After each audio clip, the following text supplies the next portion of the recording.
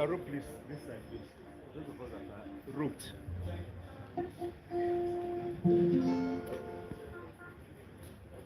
Yeah, please may we rise to welcome the procession. Thank you.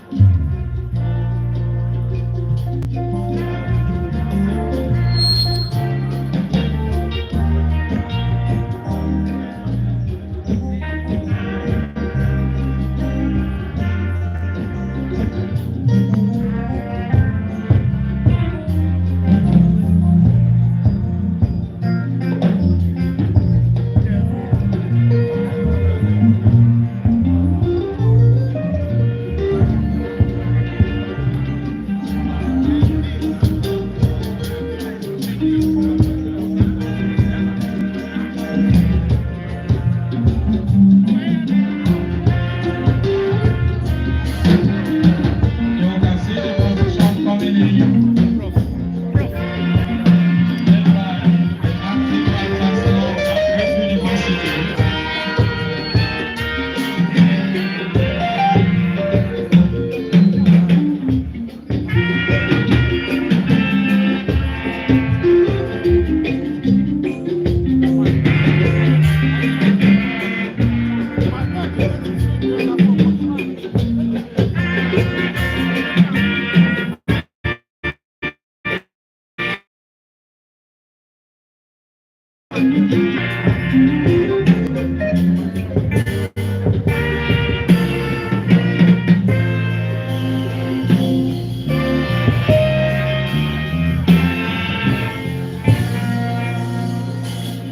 National anthem, please.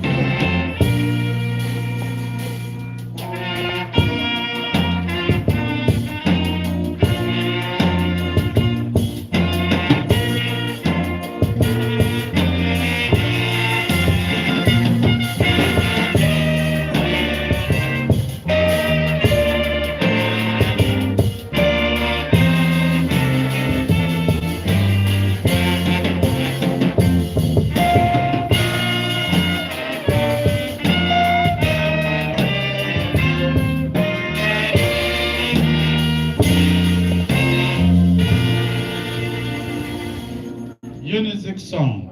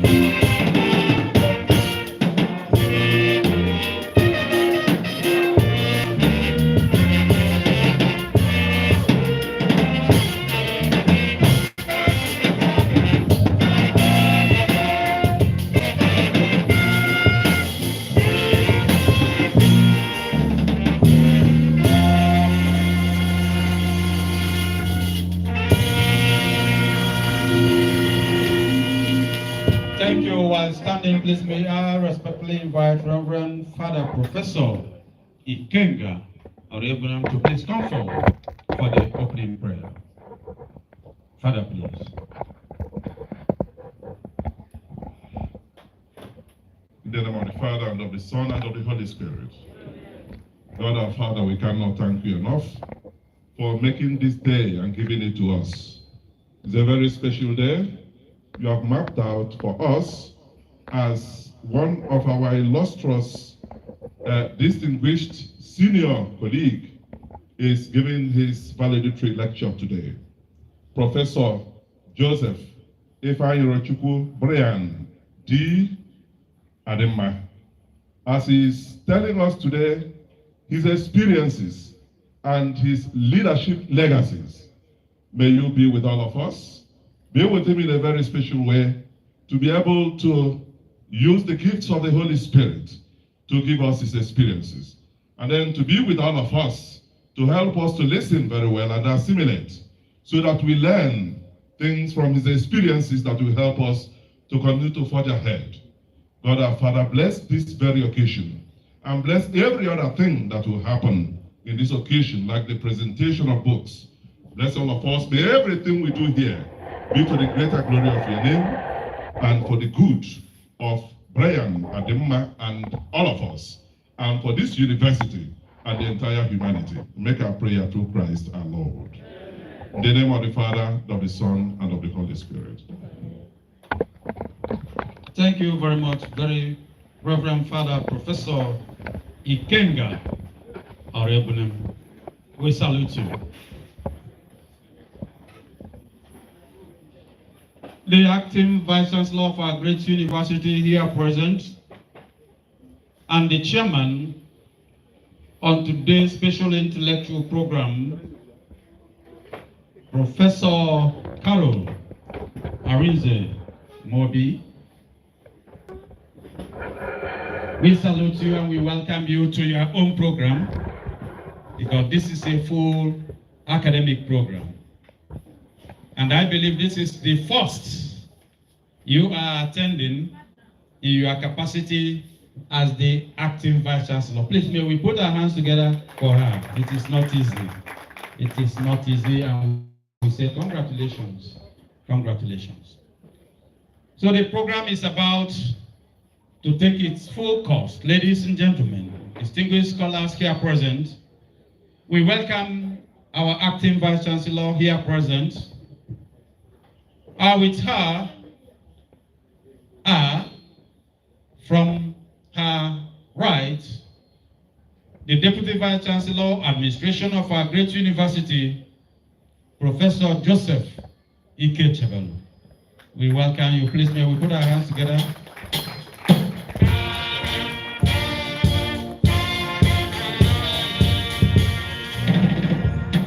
So we also welcome the SAVC by the VC's left-hand side, Professor FJ.C. Odibo, SAVC Academy. We welcome you, sir.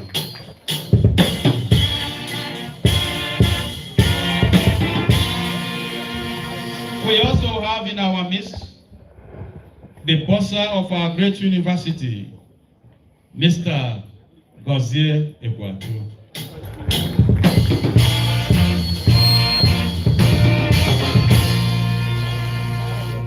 We also have in our midst the provost. He is here with us, Professor Gerard Unigwe. We welcome you, sir.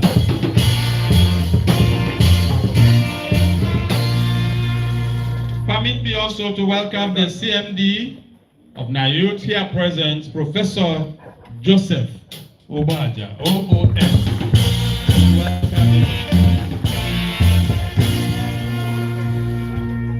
We also welcome all the deans who will still welcome you individually at the right time. So we just welcome the principal officers of our university and those that have been assisting in a special way. We welcome you. All distinguished ladies and gentlemen, this is a valedictory lecture, and valedictory in the sense that it marks the departure in parentheses, of our great leader, great mentor, a man that has done so much for scholarship, and a man that is still doing so much for scholarship, a man that taught us that you can present your whole inaugural lecture without looking at anything. Ladies and gentlemen, it is my honor and privilege to present to you and call to the table the valedictory lecturer for today. He is no other person than Professor Joseph Brown D. Adinma. Please, may we put our hands together.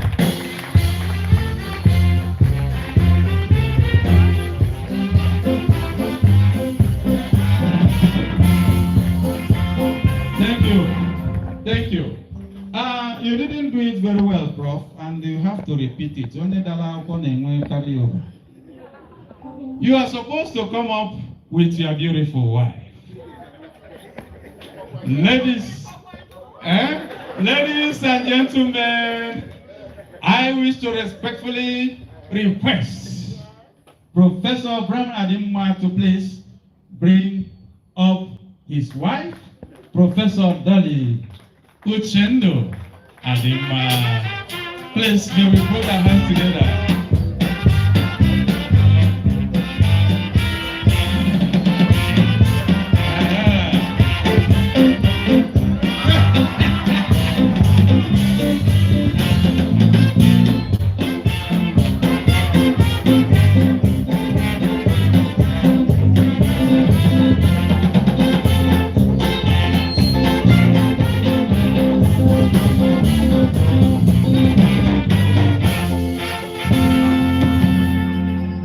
Thank you very much.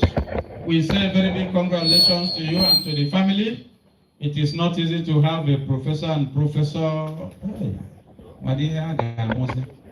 Vice Chancellor.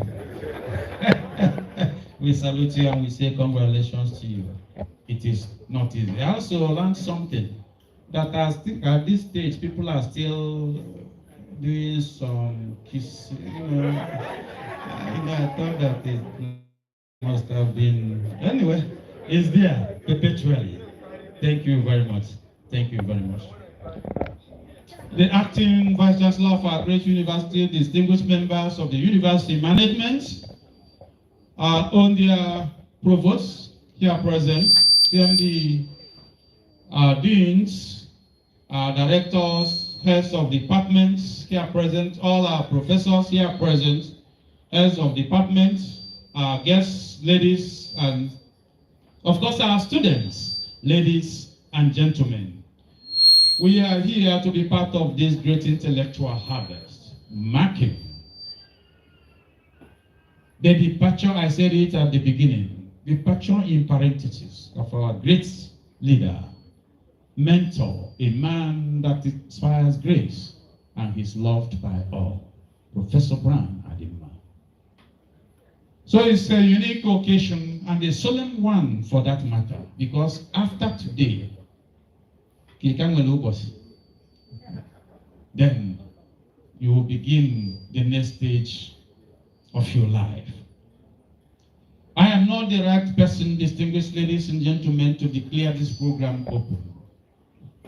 On this note, it is my honor and privilege to respectfully invite the acting Vice Chancellor of our great university, and to the glory of God, the first female acting Vice Chancellor of Nnamdi Azikiwe University, Professor Carol Arizumobi, to please come forward to declare this program open after delivering her opening remarks. The acting Vice Chancellor.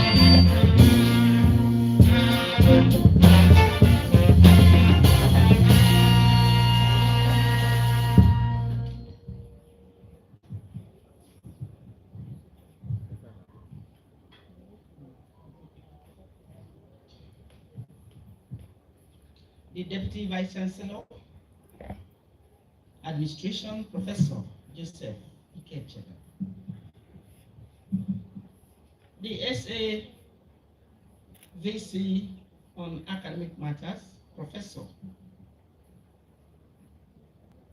J.C. Odibo. I salute you, sir.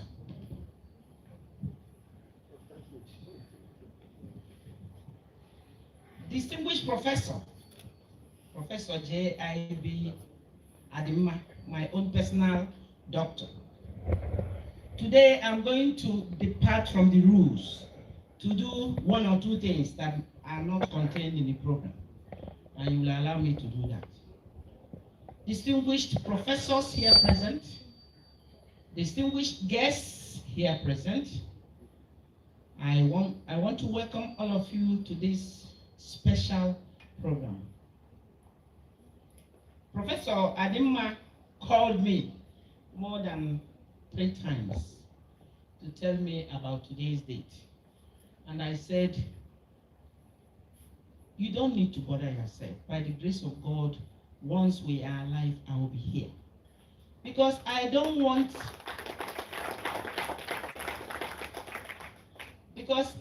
anybody to tell me what happened here today. One, I am particularly privileged to say that this is my first official function on matters like this. And I am very happy that it is happening today because GIB is involved.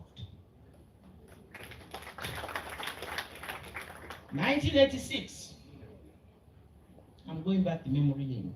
Please, I crave your indulgence. I sauntered into teaching hospital with my stomach. And they said, your doctor is going to be Dr. Adinma then. I said, hey, who is this Dr. Adinma? He saw me. And after that experience, I refused to submit to any other person's jurisdiction except Dr. Adinma. For all my children, 4 of them. Actually, the last one, when I got to teaching hospital, I got into the maternity ward. I said, hey, where is Dr. Adinma? Hey, they said no, that he has opened his personal hospital. I said, where? They said that in Prof. I told my husband, pack our things. I'm going. I will not be here if he's not here. So the doctors were surprised. Say, you are very soon. You are going to. I say, I'm looking for my doctor. There is nobody here. I left teaching hospital in Enugu. Got back to my house. My children said, Mommy, where is the new baby? I said, I'm still on transit. I'll get down there. I got to this new hospital. Women were still writing names and scampering on who should be the first to deliver.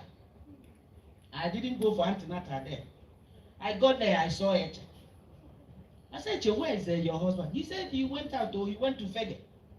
There are no phones. I said, so what are we going to do? He said he told my husband where he could be seen. My husband entered Okada and went to Fege looking for Dr. Adinma. But then Dr. H did something to me. I said, what are you doing? What are you doing? Wait for him to come back. He said, no, I'm going to prepare you so that by the time he's coming back, you are ready. Whatever he did to me, I do not know, but there was cataclysm in my stomach.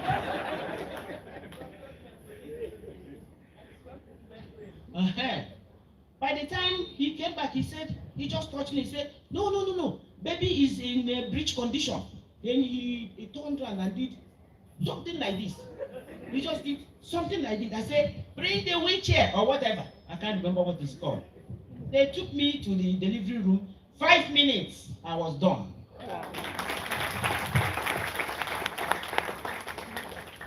And then that child who became the first baby in that hospital is now a lecturer in Nottingham, Trent, United Kingdom. So today, I have seen what is here written. We are talking on leadership. And I have just glossed through to see that you are trying to tell us all your experiences across board. But I tell you, if you do not talk on women matters here, it will not be complete. it will not be complete. So make sure you conclude it by telling us everything about women matters. This is a lecture we are all going to enjoy because it is given by Professor G.I.B. Adinma and no other person. I call on you, I encourage you to come down and listen to him and enjoy the lectures as I pray God to declare this occasion open. Thank you very much.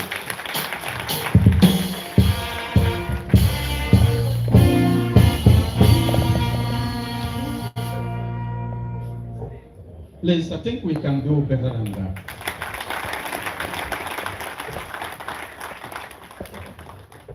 Thank you very much, our dear Acting Vice Chancellor. So we want to move on, having declared the program open by the Acting Vice Chancellor. We are still welcoming all our guest professors that are still coming in. We say a very big welcome to you all. The Acting Vice Chancellor, members of the University Management, our dear Provost here present, the University Bossa, the man that pays all the time. I must have to recognize him. Distinguished ladies and gentlemen, we want to see the Ijele on stage. I know that whenever an Ijele masquerade is about to perform, Omokelekele Mom will first be on stage in order to announce the arrival of the Ijele. Today we have an intellectual Ijele in the person of Professor Brian Adinma. On this note, I would like to call on another good friend who will be giving us the citation on this great intellectual goal. He is Dr. Obiesia. Please, may you come up for this presentation.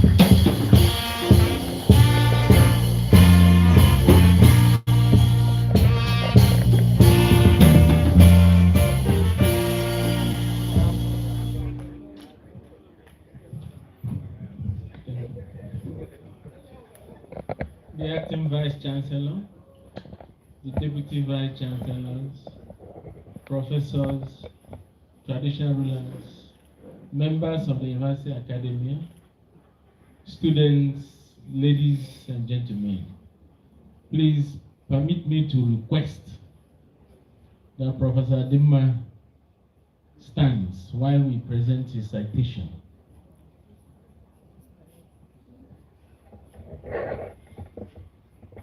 I've only tried to reduce a 956-page document to 18. I'm happy that the head of the Department of Surgery is here, because we were informed that if you make an attempt at summarizing Professor Adinma's resume, that carries 3 points in appraisal. Then if you succeed, that's 4 points and will allow you to jump a step. This demander holds the keys in obstetrics and gynecology. He holds the keys. He's like the Sela Tosika, the Turkish saddle, a doyen and a functional surgeon, Dikenamuta. Ladies and gentlemen, he's one of the Josephs, College of Health Sciences loaned to the university. First is Joseph Ahaneke, Professor Joseph Adinma, Professor Joseph Ikecheben, and Professor Joseph Obad. We have 4 Josephs. We've given 3 to the university. We are holding 1 at Naut. We are going to unleash him when it is time. Professor Joseph Ifeanyi Brian D. Adinma hails from Nene and Ocha local government area in present-day Anambra State. But he was born in Uruala, Idato South in Imo State. And I'm happy to be coming from Idato too. So in the word of Obs and Ghana, his placenta is still in my village. Prof, you know. His father was a great teacher that left legacies in the entire Idato nation of Imo State, the famous Pa Adams. Today, his son is a teacher, teaching the teachers. Had his undergraduate education at College of Medicine, University of Nigeria, Enugu campus between 1973 and 1979. postgraduate education at University of Nigeria Teaching Hospital Enugu from 1981 to 1986.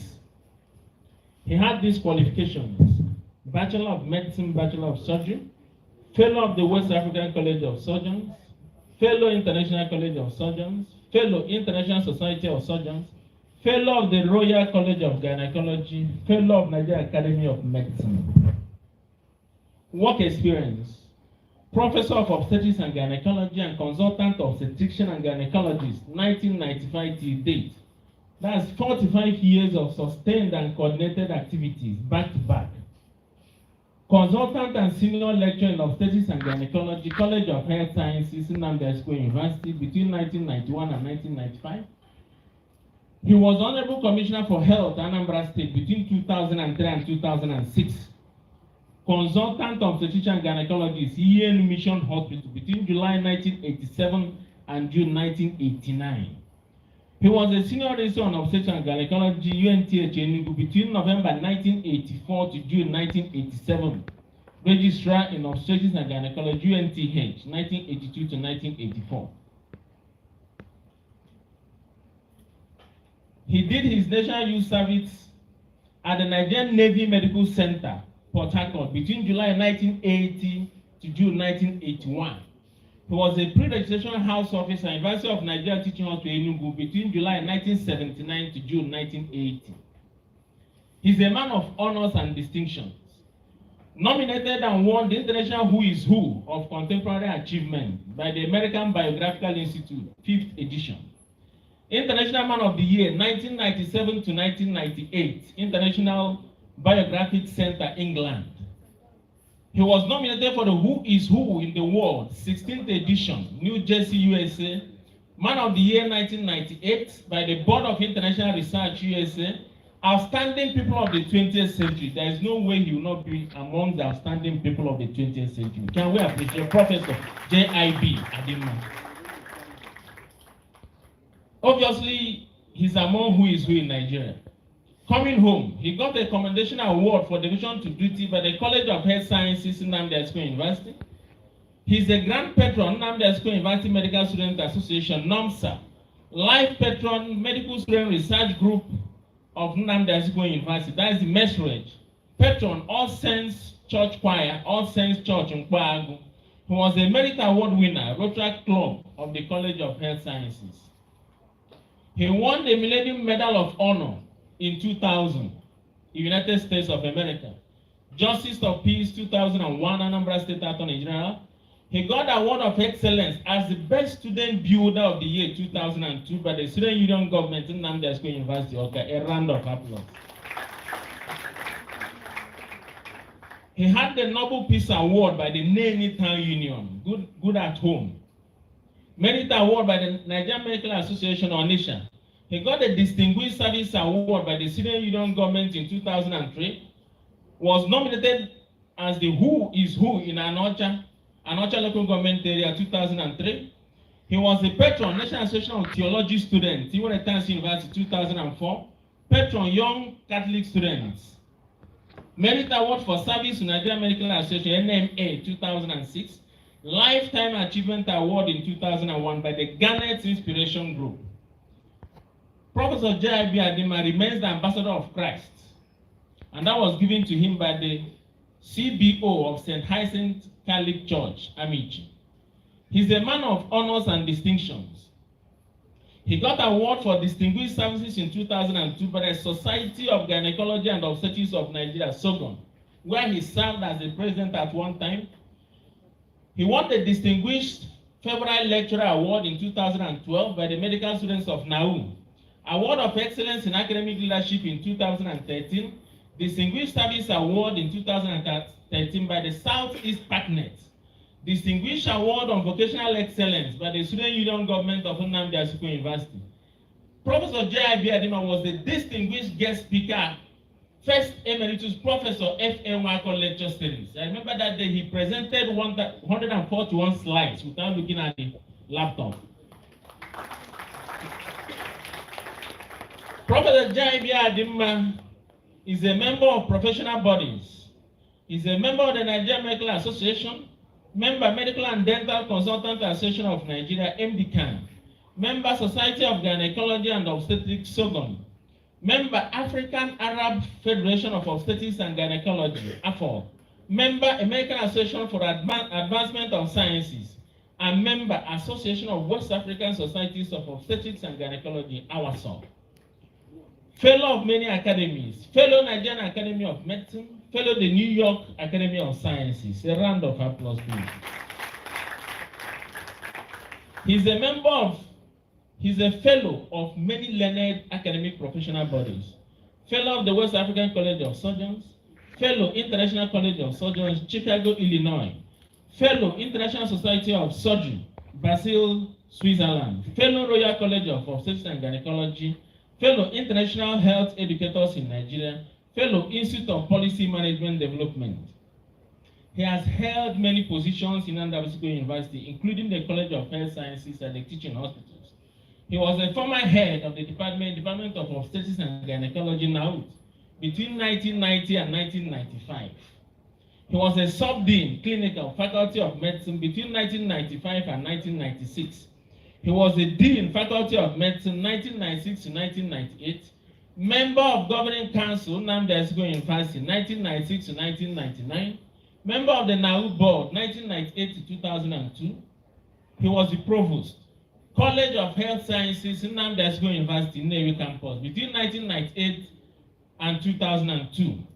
He was the director, Equus Center for Multidisciplinary Research between 2014 to 2019, and presently the director, Center for Health and Allied Legal Democratic Development, Research and Training from 2019 till date. Professor Jaibi Adinma has supervised 17 residents to fellowship of many colleges. Most of them are professors today and supervising others. In terms of mentorship, he has mentored all that knew him. He has mentored everybody that has passed through Professor Jaibi Adinma. He has attracted many grants and also many projects sponsored by IPAS, ranging from the MVAC training for medical practitioners and nurse midwives from Southeast Nigeria in 2003, training of trainers, TOT workshop for different groups in different states, project on post-abortion family planning services for midwives in the public sector in Anambra State. He led the mystery client study on abortion services among proprietary patent medicine dealers in Anambra State in 2012. He piloted a study on perception and the experience of abortion by medical abortion seekers in southeastern Nigeria in 2001. He has sustained training workshops on MVA and post-abortal care for house officers and resident doctors in NAUT from 2006 to 2011. He has championed the adaptation of national standards and guidelines on the medical management of victims of gender-based violence and protocol on safe termination of pregnancy stop for legal indications for Anambra State of Nigeria between January to June 2024. Please, shall we appreciate this day of gynecology? He has attracted many projects sponsored by Southeast PACNet. He had a study on post-abortion care services among health professionals in southeastern Nigeria in 2010, a study on the experience of physical exercises, musculoskeletal and neuropathic disorders among pregnant women in southeastern Nigeria. From Planned Parenthood Federation of America, he attracted a grant for assessment and mentoring of community midwives, training on women-centered post-abortion care from Lagos, Oyo, Edo State, Delta, and Nasarawa states. From the Education Trust Fund, he got a grant for project on assessment of vitamin D status of pregnant women 2012. He also got from TED Fund project on assessment and risk factors of vitamin D among HIV positive women in 2002. From the Canadian International Development Agency, he got a lot of grants. Then he also got grants from Partnership for Transformation of Health System. He got a grant for development of curriculum on emergency obstetrics care, training of trainers workshop. Then from the Marisco Education Sponsored Project, he got a grant for training of health professionals on long-standing contraception as far back as 2013. Also got a grant for the training of health professionals on women-centered post-abortion care and the use of MVA in 2013. From the Anambra State government, he got a grant for the training of health professionals on the use of non-pneumatic anti-shock garments in 2014. Shall we appreciate this man? He has seen it all in the field of obstetrics and gynecology. From the Imo State government, he got a grant for training of health professionals on emergency obstetrics in 2010. From FIGO, the Packard Foundation, he got a grant on women's sexual and reproductive rights project. My dear VC, you can see he has gotten to your rights too. From the Anambra State Health System Development Project, World Bank assisted, he got a grant to train Anambra State Community Health System people and the Health Financing Project in 2003 and 2016. From Sogon, he got a grant on Maternal and Child Survival Project, which he coordinated between Ebonyi State and Kogi State between 2014 and 2018. Publications and patents. As at 12:30 p.m. today, he has 135 published articles in learned journals and 12 books to his credit. This figure may certainly increase by the end of the day. He has been extensively cited, and where things are done properly, the citation index can be read like this: JIB Index of Citation. For workshops, seminars, and conferences, Professor JIB Adinma has never missed any West African College of Surgeons conference anywhere. He has attended virtually all conferences of SOGON, the Society of Gynecologists of Nigeria, all conferences of FIGO, or relevant international conferences, from qualification till date. Shall we appreciate this man? He has attended many revisions courses where he gave lectures to residents. He has coordinated many workshops for the West African College of Surgeons, both in Nigeria, both in West African College of Surgeons, and both in other countries. Ladies and gentlemen, Professor Ifeanyi Brian D. Adinma is a colossus. He's a giant by all standards. When you go through his resume, you will understand that I attended about 131 conferences and workshops back to back. So we can confidently measure the rates, incidences of attending conferences in Adinma. He has many local and international presentations. I will take the key ones. He talked on adolescent sexuality, contraception and reproductive rights. That was a symposium on women reproductive health, College of Health Sciences, Nnamdi Azikiwe University, in October 2001. At London in 2002, he talked on women's sexual and reproductive rights. That was at the Royal College of Obstetrics and Gynecology. At Abuja in 2003, he talked on overview of women's sexual and reproductive rights in Nigeria. In Santiago, Chile, same year, he talked on women's sexual and reproductive rights, the Nigerian perspective. He also took the women's sexual and reproductive rights, the African perspective, to the Conference of East, Central and Southern Africa Association of Obstetrics and Gynecology. That was in Nairobi, Kenya, in December 2003. At the FCT Abuja in 2007, he talked on mainstreaming gender in the health sector. That was a workshop on gender mainstreaming health organized by the Federal Ministry of Health. At Enugu the next year, he presented a review of maternal mortality reduction efforts in Nigeria. That was a SOGON annual conference. In Calabar in 2010, he talked on reduction of maternal mortality. That was a symposium on maternal mortality at the 5th annual conference of West African College of Surgeons. He was in Oka in 2015 to talk on the medical education of Nigeria at the Abimbola Awoniyi Memorial Lecture. Same year in Vancouver, Canada, he talked on adolescent pre-pregnancy and paternal nutrition, the African perspective.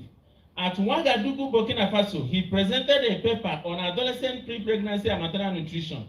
That was the annual conference of the Society of African Gynecology and Obstetricians. Ladies and gentlemen, he was in Ethiopia same year to preach same gospel on adolescent pre-pregnancy and maternal nutrition in Africa. In training of trainers, he's always there. Hence, at the third frontiers of medical education lecture in honor of Professor Linus Ajabo in Sokoto, Nigeria, he talked on training the future trainer, the double-barrel postgraduate training model, a pathway to the development of sustainable obstetrics and gynecological specialists in West Africa. In Rio de Janeiro, Brazil 2018, he talked on leveraging on the pains and gains of the Millennium Development Goals. Not yet done, ladies and gentlemen. He was in London in 2022 to talk on role of obstetrician and gynecologists towards safe abortion care. Regional Congress of the Royal College of Obstetricians and Gynecologists. He was finally back in Oka in 2023 to give the first Jubilee lecture on righting women's sexual and reproductive health wrongs in Nigeria, stepping the stairs and steering the steps. That was the first Jubilee academic lecture of Nnamdi Azikiwe University. To Professor J.I.B. Adinma, reproductive health is an immutable factor towards national development. Now, even while exiting activity, even while exiting lecturing activity, Prof. Adinma has initiated 16 new research activities.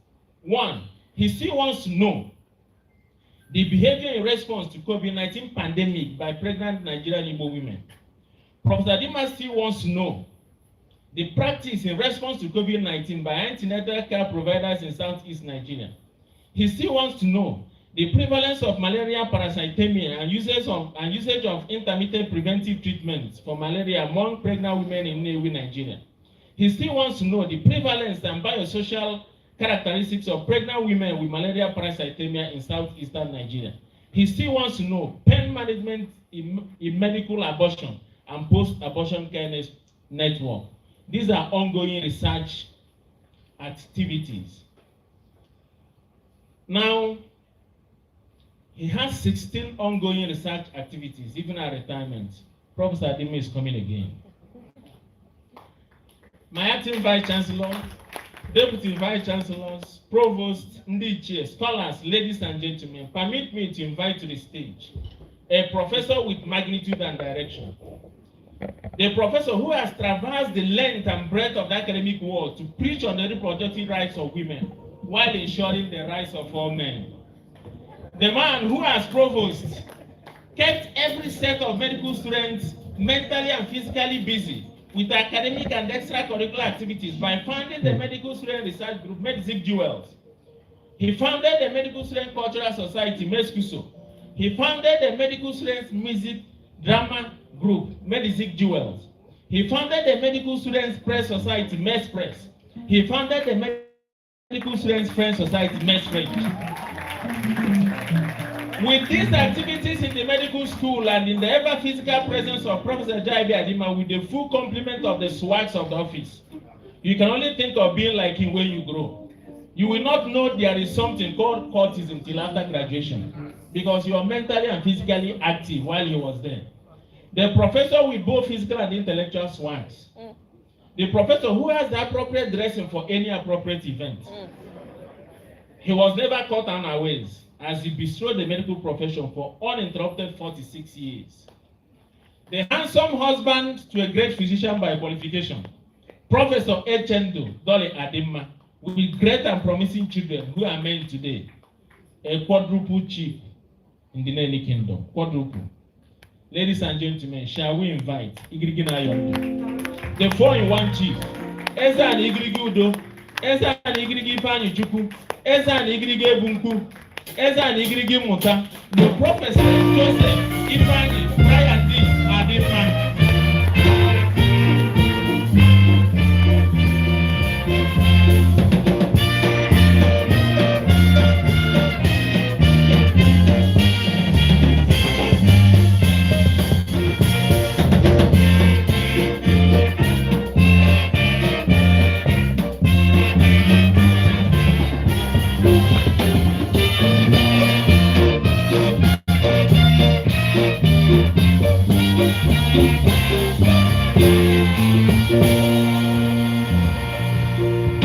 Thank you very much indeed, Sani Abacha. That's what we call him, Dr. BSA. Please, you may sit. I don't know what to say. My head was almost bursting. What my teacher and mentor, Professor Wako, used to call acquired hydrocephalus. Thank you very much for reading my citation. Mr. Vice Chancellor, our amiable Dame, Professor Carol Arinze Umoku, our Deputy Vice Chancellor, Administration, my very own younger brother and mate, Professor Joseph Ifeanyi Ikechebelu. You know that maybe some people have heard it before. I am Joseph Ifeanyi, and he is also Joseph Ifeanyi. We have the same birthday, 8th September. Yes. Our wives are from the same department. He is older than his wife, the number of years with which I'm older than my wife. So you could see the replication that has come on board. He's an obstetrician, a very distinguished one. I am an obstetrician, trying to be very distinguished.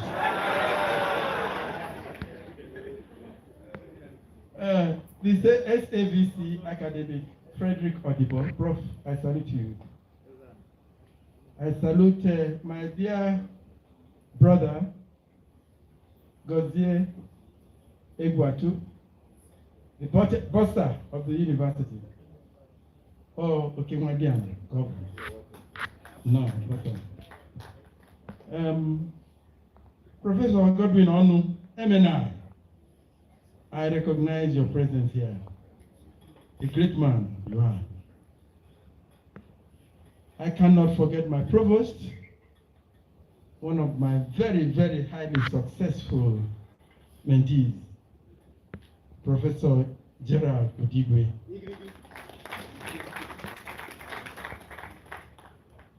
The Dean of Medicine, I don't have to talk about her. She's one of the best that we have outputted from this university, from the medical school of this university. Professor Gladys Ahaneku, MNI. I salute you, a great woman you are, and you continue to be great. The sky remains your limit. My head of department, Professor Aike Bachu. I remember when I supervised him for the postgraduate exam. Today he's a professor and my head of department. I want to recognize my chief medical director. Sorry, I should have talked about you first, because this is one man, Professor J.O. Ubaja, one man that has ever passed through this university that has become the greatest of all times.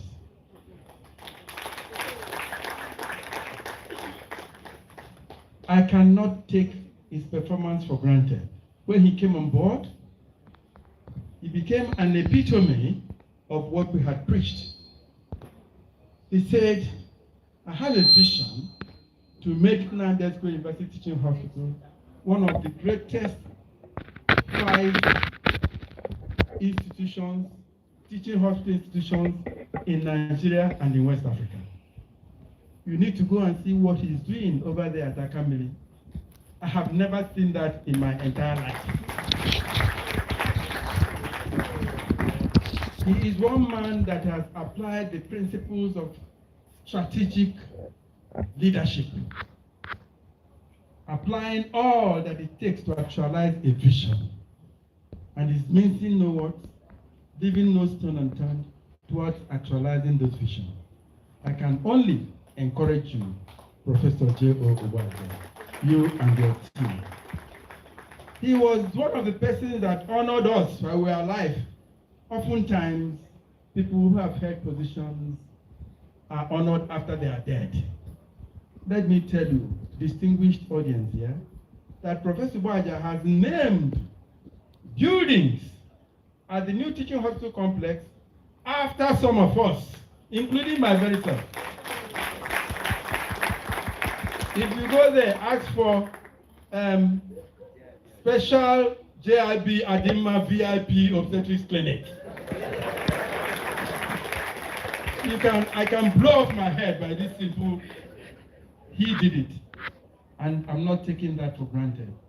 All I can say to you is whatever you do for other people that are good, may it come back to you in Jesus' name.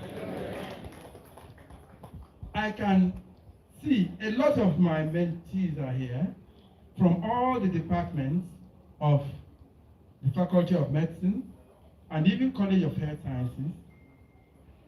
I recognize all of you. I recognize the several consultants and lecturers from the Department of Obstetrics and Gynecology.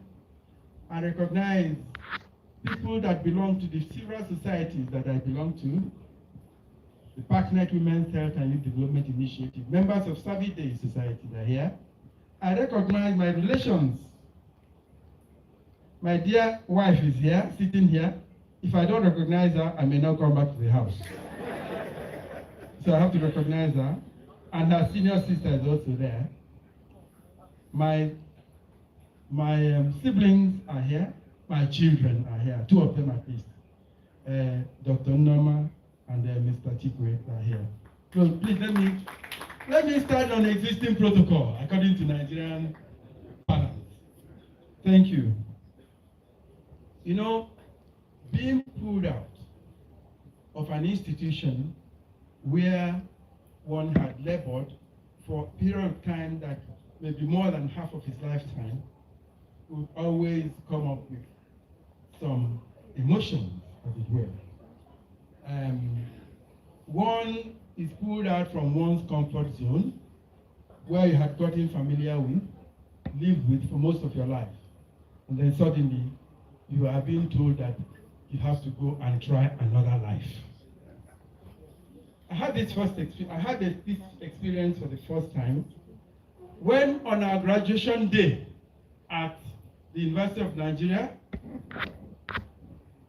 after you finish the exams, the MBBS exams, the final exams, all the students are collected and put in a room or a hall. Then the Dean of Medicine will address them and administer the oath to them. That's the way it used to be done those days. While the oath is being administered to them, the Dean of Medicine will address them and then give them some words of wisdom and encouragement and admonishment, while the result is being pasted at the notice board. Of course, you know, some people will not pass, some will pass, but everybody listens to that admonishment. So, our Dean of Medicine at the time was Professor Festus Nwako, and he was telling us all the good things that we need to do when we get out as doctors. But, you know, most of us, our minds were not there. We were thinking about the result that was being pasted at the notice board. But there was one thing remarkable about what he said, which I never forgot for a long time. Professor Nwako said, young people, young men and women, you are leaving the confines of the university where you have had a lot of protection. You are now going to face the world. You are now going to face the world. Now you are on your own. And I said, on your own. Well, whatever that meant, I was still waiting for the result to be pasted. Yes, indeed, we had to go to face the world. But it wasn't for too long, because soon after my internship and youth service, I came back to the same university to commence and continue my residency training program. Another time I had this experience was immediately after my residency training program. I had just finished my wedding, an exciting wedding at that, in October 1986, precisely 4th of October 1986. And the very next day, which was a Sunday, I drove off to Obudukato Ranch for my honeymoon. I stayed at Obudukato Ranch with my dear wife for 10 days. Then came back. I was to face my part 2 exams on the 14th, on the 16th of October, the same year. On the 14th, I came back from Obudu Cattle Ranch. The next day, I moved up to Ibadan for the exams. I had these exams, came back after the exam. The very next week, I went to the theater of UNTH at the time, and lo and behold, I saw Professor Wako again in the theater. Professor Wako said, "I thought you were there." I said, "Yes." "But somebody said they saw you at Ibadan for exams." I said, "Yes, sir." Said, "How did it go?" I said, "I passed." "So you passed?" Again, he put on that his usual sardonic smile. "You are on your own." I said, "Again, you are on your own. Why is this man always telling me I'm on my own?" I said, "Well, you can say I'm on my own. This time I'm going to be a consultant." So it didn't make much meaning to me until after a short while, after some time, I received a letter from the administration of UNTH congratulating me profusely for passing that exam in record time, but reminding me that my contract with them had ended and that I should go to look for a job.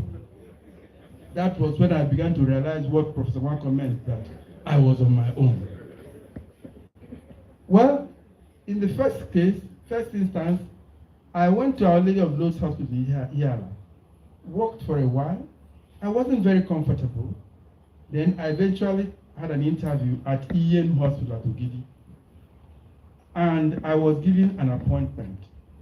I opened the appointment letter, and what I saw there was appointment as a resident obstetrician and gynecologist. I said, resident again. I recall the ordeal I had passed through as a resident doctor being postgraduate. But they are quick in explaining to me that resident here means that I'm going to be living within the hospital, not that I'm a resident doctor. The duality of the English word. We'll come back to talk about that. Now, making a decision as to what one has to present or can present in a forum such as this could be very daunting, could be very challenging, especially if you have gone through a lot of things during your span of work. Now, there was this young man that was about to take his exams, WAEC, and he had this paper on Christian religious knowledge. And he palmed a question, write an essay on the life and teachings of Peter the Apostle. He crammed everything that they needed to be crammed there, revised anything that needed to be revised and rehearsed there. On the exam day, the papers were distributed, and he opened it.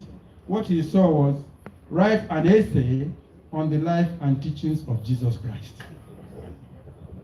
No, he hadn't prepared Jesus Christ. What he had prepared was Peter the Apostle. So he looked up, no clue. Looked sideways. The people near him were very much apart. He looked downwards, then a thought came to his head. He picked up his pen and started like this. Who am I that I should write about Jesus Christ, the Son of God, who himself is God? I would rather write about Peter, who is a human being like myself. He aimed at justifying to put down what he has penned. And he went ahead and started writing about the life and teachings of Peter the Apostle. Of course, you know what will be the outcome. An outright woeful failure. That was how he trajected in that exam. Of course, I had the privilege of having to decide on what to present in this very important send-off lecture and where. I did not have to go through the ordeal that that young man had to go. Well, I tinkered with, I thought about so many things I had done, and I tinkered with making a presentation to this distinguished gathering on a topic titled The Abortion Dilemma, Morality and Human Rights at Crossroads. I was really satisfied with the title because it's an area I had just finished doing some work, courtesy of grants that I received from the Royal College of Prosecution and Authorities of the United Kingdom. This project actually finished in March this year, and everything was still fresh in my memory. I was very excited that I was going to write on this very important topic, not just for anything else, but for what I envisaged that it will engender onto my listening audience, getting them convinced on issues related to abortion, getting them concerned, getting them contented, or outrightly getting them confused. Whichever it is, I was very excited. I started writing on this topic, and I had gone halfway when I decided to share it with my wife. My wife looked at it, said, DAD, that's what she calls me at times. Are you sure you understood what the meaning of valedictory lecture is? I said, what are you up to again? He said, because a valedictory lecture is not supposed to be very pedantic. It's supposed to be giving people benefit of your experience, how you navigated through this experience, and then making them, preparing them to perform, even if it's possible, better than you have done. I said, that made sense. In any case, I said, I think I should consult Malam Google. I want to Google valedictory lecture. It's my friend, Alhaji Sani Umar. I'm sure he's watching. He calls it Malam Google. So I went to Google and then tried to find out what he said valedictory lecture was. He gave me so many examples of speeches that I made when students were graduating, a graduating class or that kind of thing. I wasn't satisfied, but I had an opportunity to be at a forum where there were a number of professors seated, including Iko Odimegwu, Professor Onukuli, and I said, gentlemen, can you let me know what I should do in a valedictory lecture? Of course, where you have two or more professors talking, you can get more confused than ever. And at the end of it, I tried to pick one or two things from each of their ideas, and then came up with the final title that I decided to talk on today. That is to say, my Valedictory on leadership and legacy. Valedictory on leadership and legacy. That simply means my notebook, my diary, my memoir, along the trajectory of my work in relation to leadership and legacies. And I'm sincerely hopeful that by the time I finish this, one or two people will go home with one or two things. Now, let us talk about leadership, because I want to talk about leadership, a word that means so much to different people, a word that, like some other English words, is replete with dualities and pluralities. I will tell you what transpired between John and his teacher. John is a primary school pupil. And in the classroom, the teacher, the following dialogue ensued. Teacher, John, how many feet are there in a yard? Without hesitation, John simply answered the teacher, it depends. I said, how many feet there are in the yard? John said, it depends. And the teacher said, depends? What could it depend on? And he said, it depends on the number of people living in the yard. You count their feet, and then you know how many feet there are in the yard. And he answered it so confidently that the teacher was momentarily stunned. In any case, you cannot totally say that John was wrong. Of course, that wasn't what the teacher was expecting him to answer. the duality of the English word. In another scenario, I'm going to give you 4 scenarios. In a second scenario, a minister of education visited a nomadic school, and he happened to have interaction, during one of the programs, to have interaction with a classroom of nomadic children's classroom. So the following dialogue ensued. Minister: good morning, class. Students: good morning, sir. The minister said, who can give me one example of domestic animal? The whole class was quiet.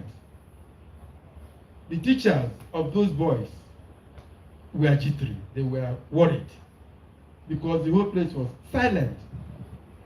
Minister said, who can give me one example of domestic animal? Somebody raised his hand. He said, what is your name? My name is Adamu. Say, Adamu, give me one example of domestic animal. And Adamu responded, one goat. The minister said, yes, correct. Goat is a domestic animal. He came back here and said, who can give me another example of domestic animal? Another example of domestic animal. Again, there was the silence of a graveyard. After some time, the same Adamu raised his hand, actually wearing this ear-to-ear grin, as the understanding that he has become a superstar. Say, Adamu, very good. You must be a very, very intelligent. Give me another example of domestic animal. And Adamu responded, another goat. And the minister, looking at his face, in fact, began to wonder whether Adamu himself was not a goat. I don't know whether a lot of us will have heard about the 7 blind men of Hindustan that confronted an elephant. And they sought to make an impression of what the elephant looked like. One of them touched the ear of the elephant and said, whoa, you quoted that the elephant is like a fan. One touched the tail of the elephant and quoted that the elephant was very much like a rope. Then one touched the trunk and said, oh, the elephant.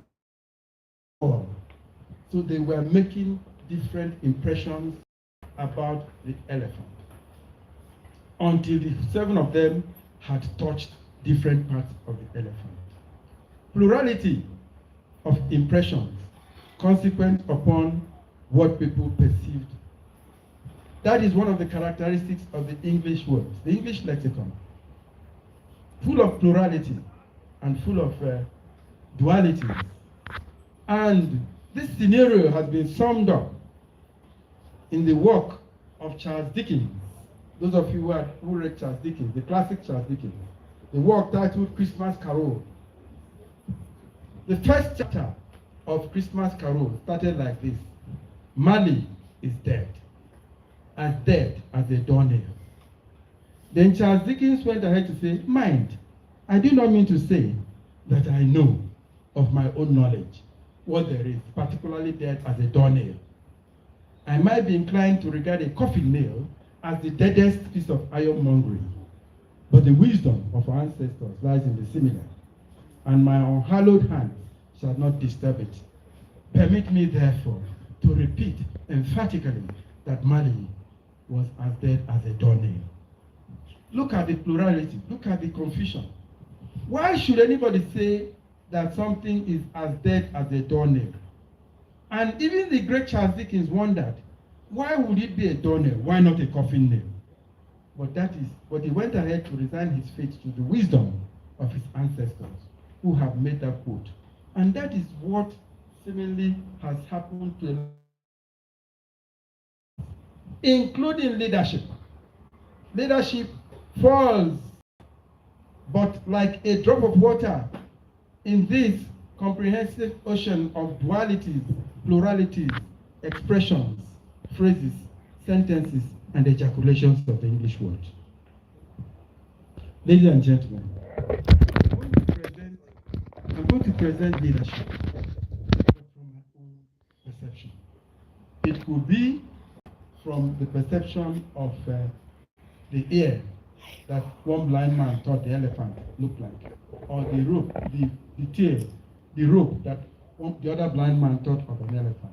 So permit me, if I use the word leadership to explain what I'm trying to say. My own impression of leadership could be different from your own impression, but all the same, leadership is leadership. Now, what is leadership? Leadership is the ability of a person or persons, different persons, group of persons, to mold or mentor followers of a with impactful outcomes.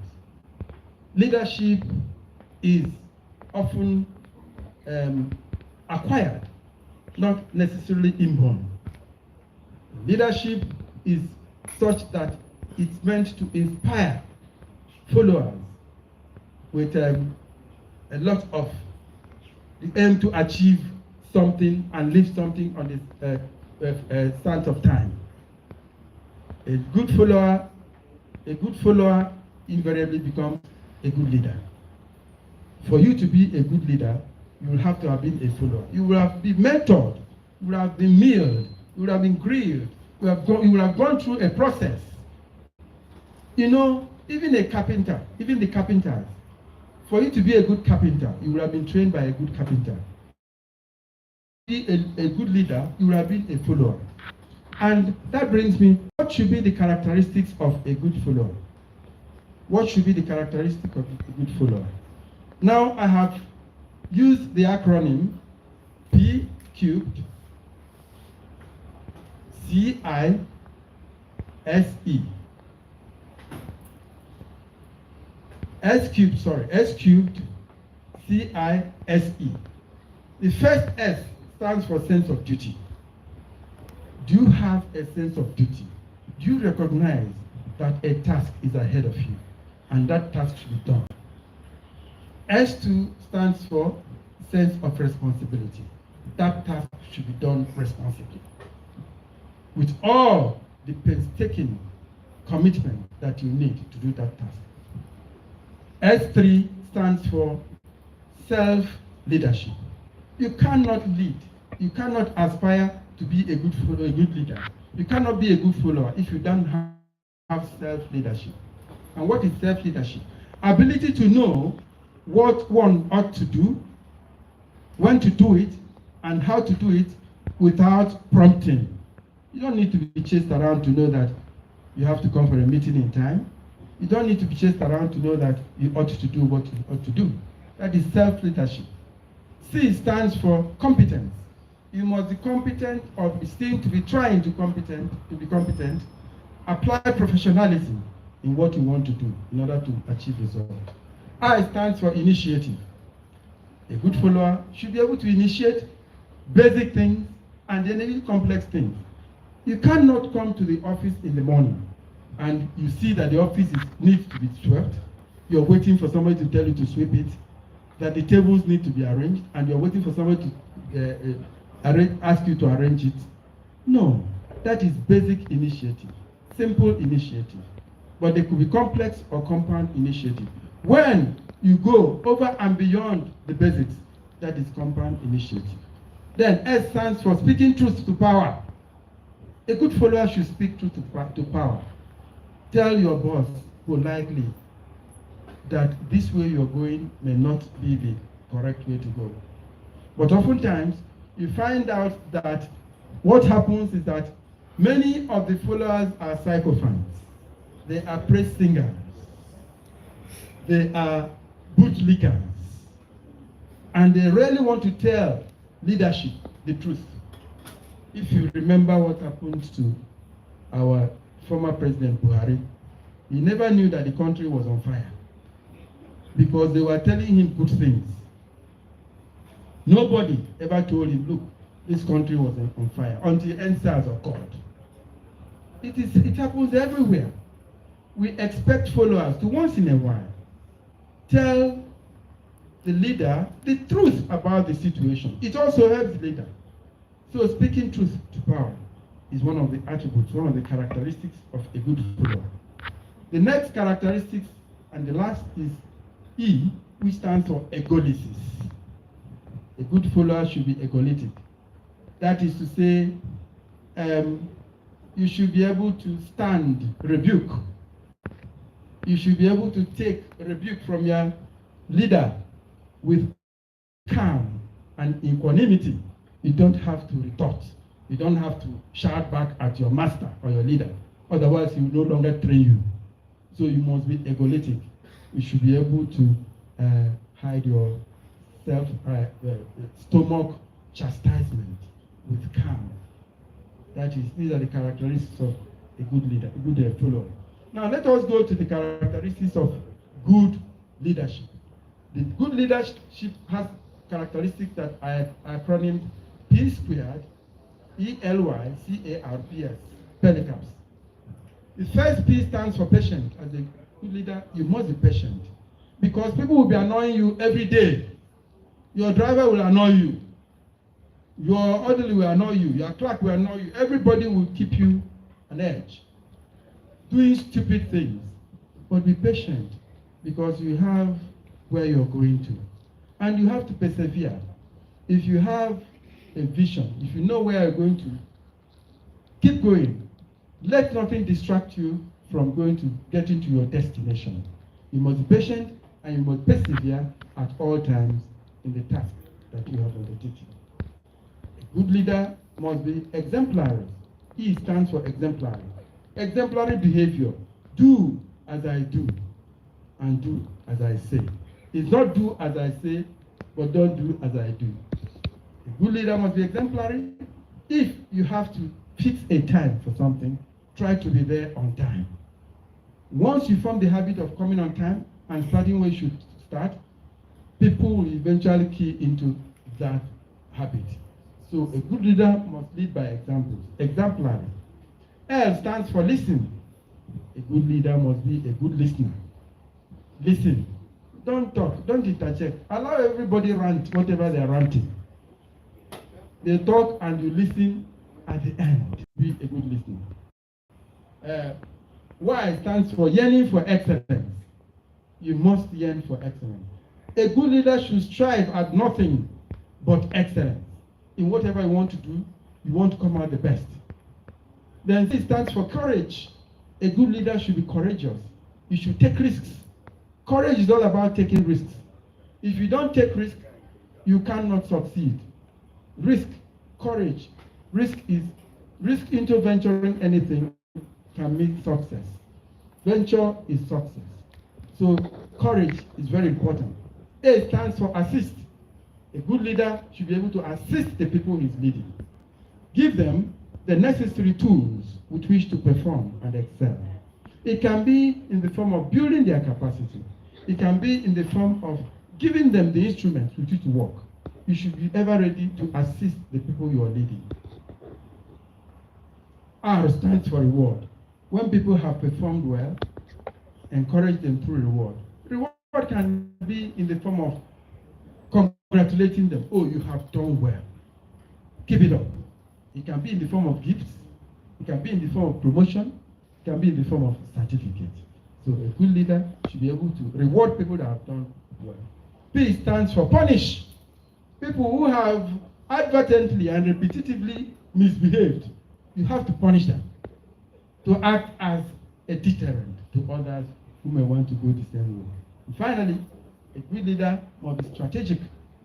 Strategic leadership is the leadership that leads you to a vision that you have to actualize. Now, we are going to go into legacy. What does legacy mean? Legacy is the effect, the impression, and the impact someone or something leaves behind long after he has left the stage. That is legacy. The effect, impression, impact someone leaves behind long after he has left the stage. That is legacy. Legacy is like leaving footprints in the sands of time. Legacy is like something you are bequeathing to posterity, to people yet unborn. Legacy is where the action is. Now, the principles of strategic leadership is predicated on vision, and that vision should be legacy in nature. Everybody who is holding a position of leadership should say, what am I going to leave by the time I finish my leadership? And that thing you propose to leave behind should be legacy in nature. That is going to stay there for long after you have left the stage. For even when you are dead, you'll still be remembered for that. No matter how short a time your period of leadership is, you should be able to leave a legacy vision. Now, I said that the principles of strategic leadership is predicated on legacy vision. Strategic leadership and vision. Shared vision. Whatever vision you propose should be shared with your followers. It is said that shared vision enables ordinary people perform extraordinary tasks. Shared vision enables ordinary people perform extraordinary tasks. If you share your vision, people will follow you. I'm going to give you an example, but that is as I go along. So that is the principles of strategy. Now, what are the processes to implementing your vision? First and foremost, you must be able to conceptualize what you want to leave as a legacy vision. You must conceptualize it. This is what I want to achieve by the time I get to so and so. That is the first step. The second step is current reality. What is the situation with respect to that thing you want to achieve? That is the current reality. You bring all of them, identify all the current reality. Now, the third step, what is the root cause analysis? Why is the situation what it is? Why is the current reality what it is? Then the fourth step is strategic planning. You go back to the drawing board, review the current reality together with the root cause analysis, and arrive at a strategy, a workable strategy, an implementation strategy that will enable you to arrive at the vision. Then, of course, the fifth step is implementation with accountability. As you are implementing that vision, you are also giving a feedback to those followers that you have shared the vision with. That is implementation with accountability. And the ultimate report, including a financial report. These are the processes towards the strategic leadership. The vision that is shared with your followers, and then the processes of the implementation. Now, let me get straight on to the various areas during the course of these so many years of my work that I thought I had output one or two legacies that I think people can learn from. I was employed into this university under Anambra State University of Technology in 1990 as a lecturer one. I don't want to go into the details of the process of my interview and employment because it was replete with challenges, but ultimately, as God will have it, I was employed. I was employed in July 1990 as a lecturer one in this university. In September 1990, I was appointed acting head of department. 2 months. I didn't know why. I don't even know what the meaning of the word the head of department is. I had been in the system only for 2 months. And I was appointed head of department of Ops and Gyne. I said, well, I was going to make the best of it. I was charged with the responsibility of putting in place a clinical department because at that time we were just trying to start the clinical segment of the medical school. I had to go to the UNTH, went to University of Benin Teaching Hospital, went to University of Port Harcourt Teaching Hospital to understudy how they organize their department, and was able to put in place after that what I considered to be a formidable obstetrics and gynecology department. At the time we came on board, we inherited a few doctors from the general hospital, old Nnewi General Hospital, because the people had an option either to stay back or to leave. A number of people stayed back, but in the long run, all the others dropped. Only one remained. And that one that remained is today a professor of obstetrics and gynecology, Professor Bertrand Obimosi. A very good one at that, a very good obstetrician and gynecologist. He had resilience, he had destination, he had magnitude and direction. That means he was a vector quantity. And so, a few things happened, but we were able to set up a department that was friendly, was residency friendly. There was conviviality. We made no distinction between teacher and student. And we taught the residents how to lead. And this was evident in their performance during the postgraduate exams. In fact, at a stage, my friend, the chairman of the faculty of O&G of the West African College of Surgeons, Professor Ekele, made it clear to anybody who wanted to do residency in obstetrics and gynecology that Nnewi was the destination to go if you wanted to pass.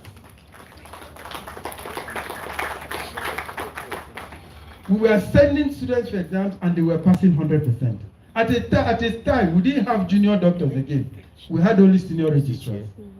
And it was a beautiful thing to behold. Another evidence of leadership-oriented training that we gave to the resident doctors could even be seen in the not-so-distant past. If you take a look at sometime 2 years ago, let us say 2 years ago, 2022, in this our university, in 2022, in this our university, the Deputy Vice Chancellor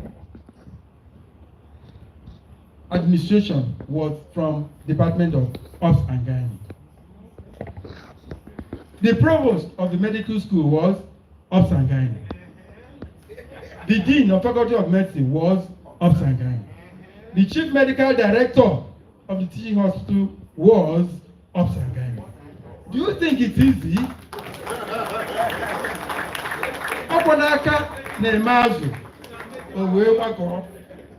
It's not easy. Because we take these things for granted. But I think it had to do with the kind of training that these young people were given. And they are using it to move. And it is something good to behold. It is legacy. If you are looking for legacy elsewhere, this is one of the legacies.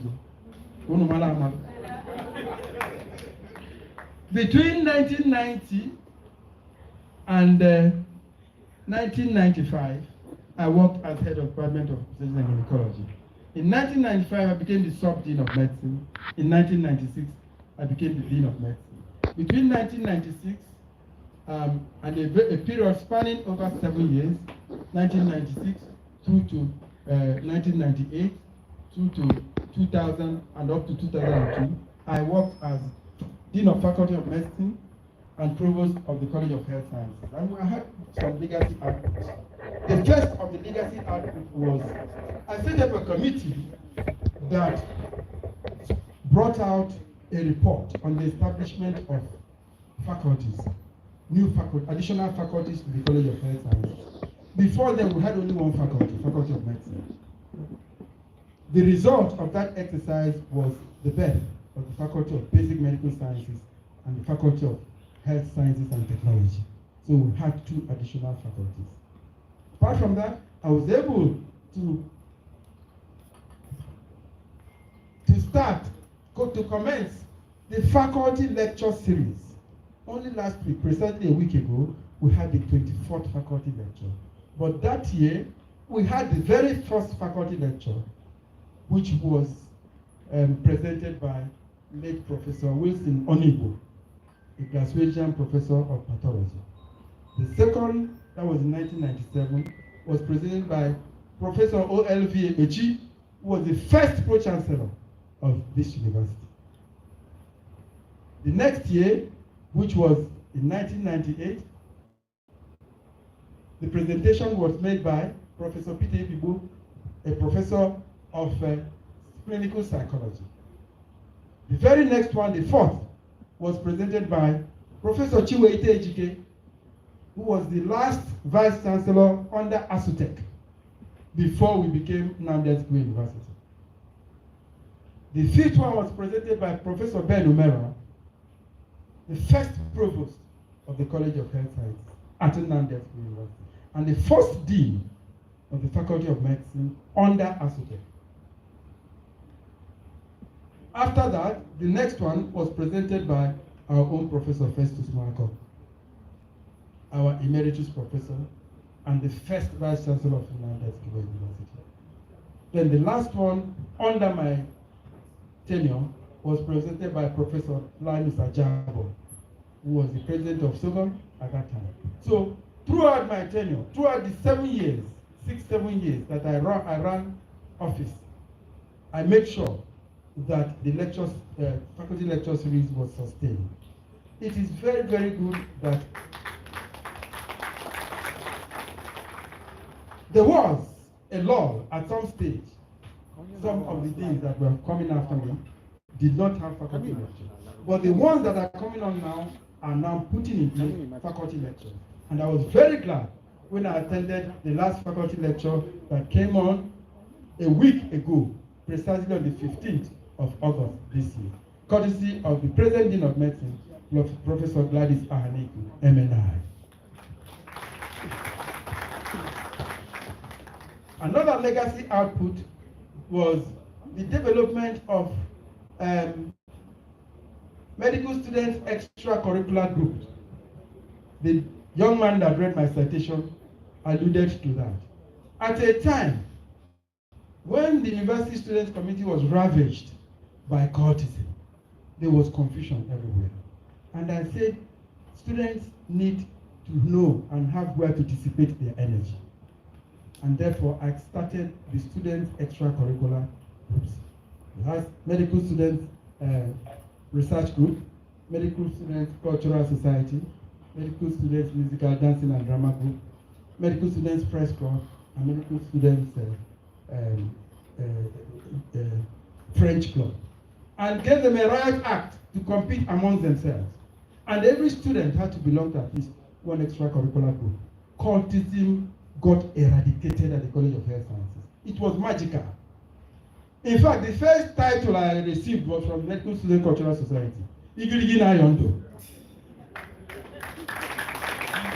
That was in 1999.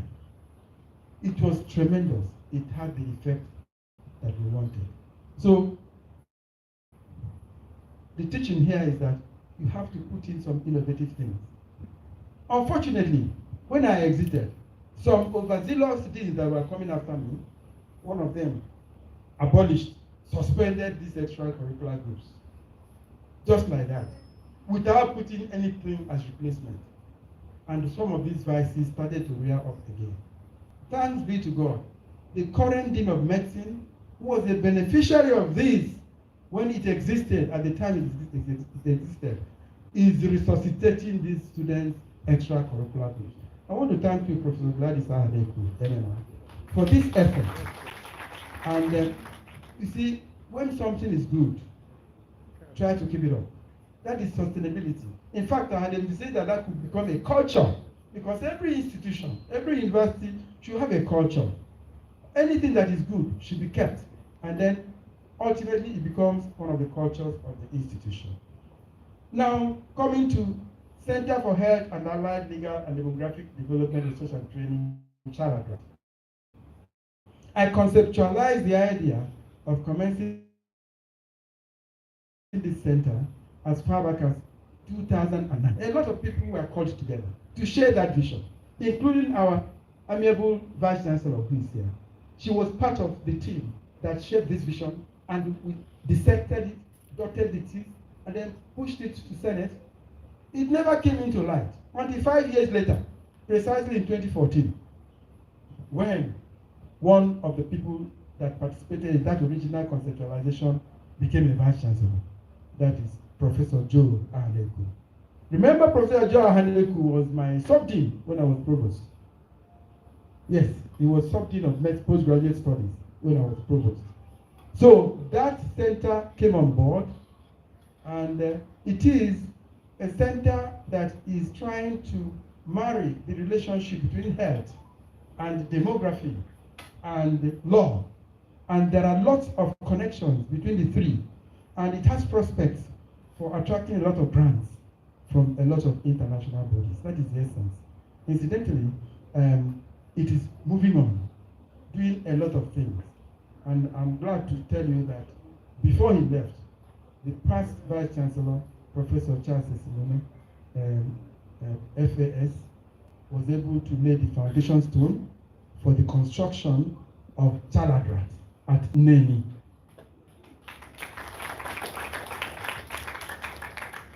Then the Jubilee Academic Lecture.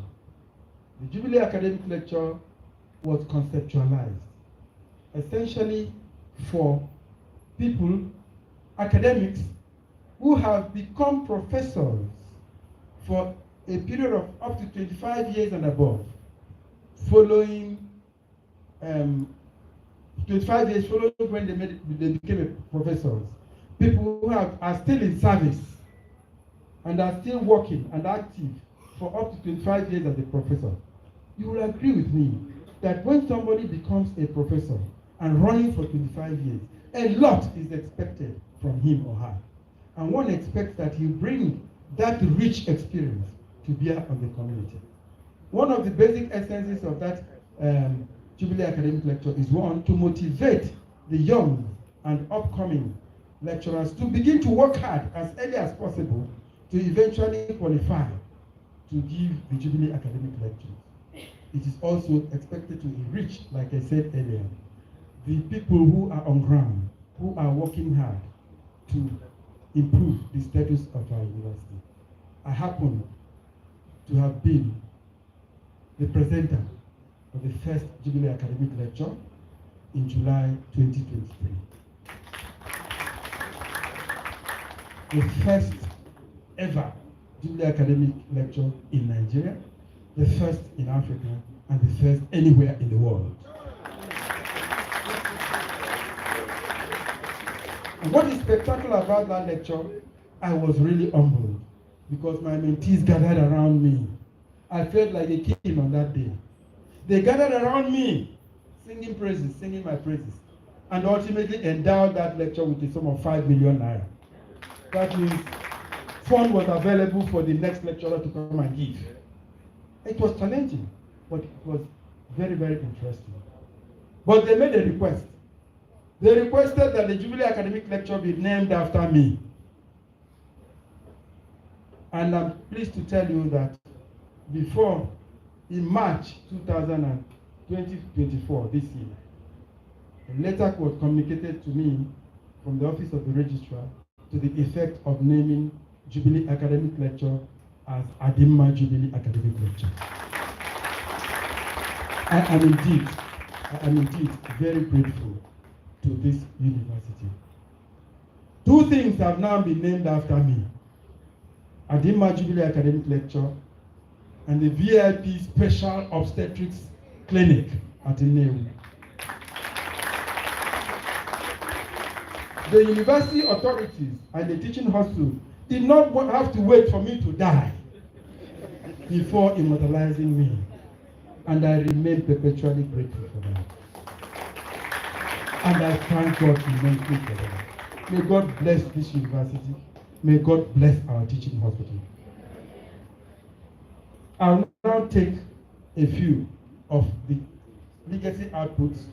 As a Commissioner of Health, I was a Commissioner of Health over 3 years, in fact 2 years and 7 months, between 2003 and 2006, Commissioner of Health in Anambra State. I came into the State Ministry of Health at a time when the ministry was literally moribund. There was no activity. In fact, the first time I visited on Chajina Hospital, I saw goats and sheep at the corridor of the wards, resting, and the wards were empty. I told the governor, I cannot allow this to happen.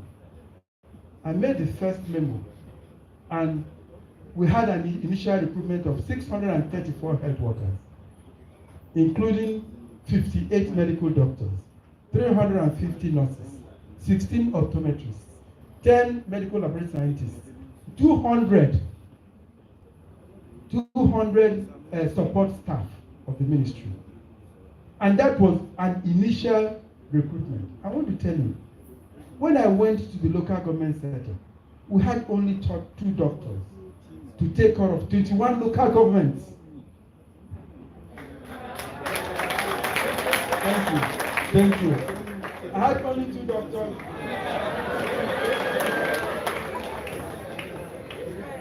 Thank you. I had only 2 doctors to look after 21 local governments. And I told the governor, this is not going to happen.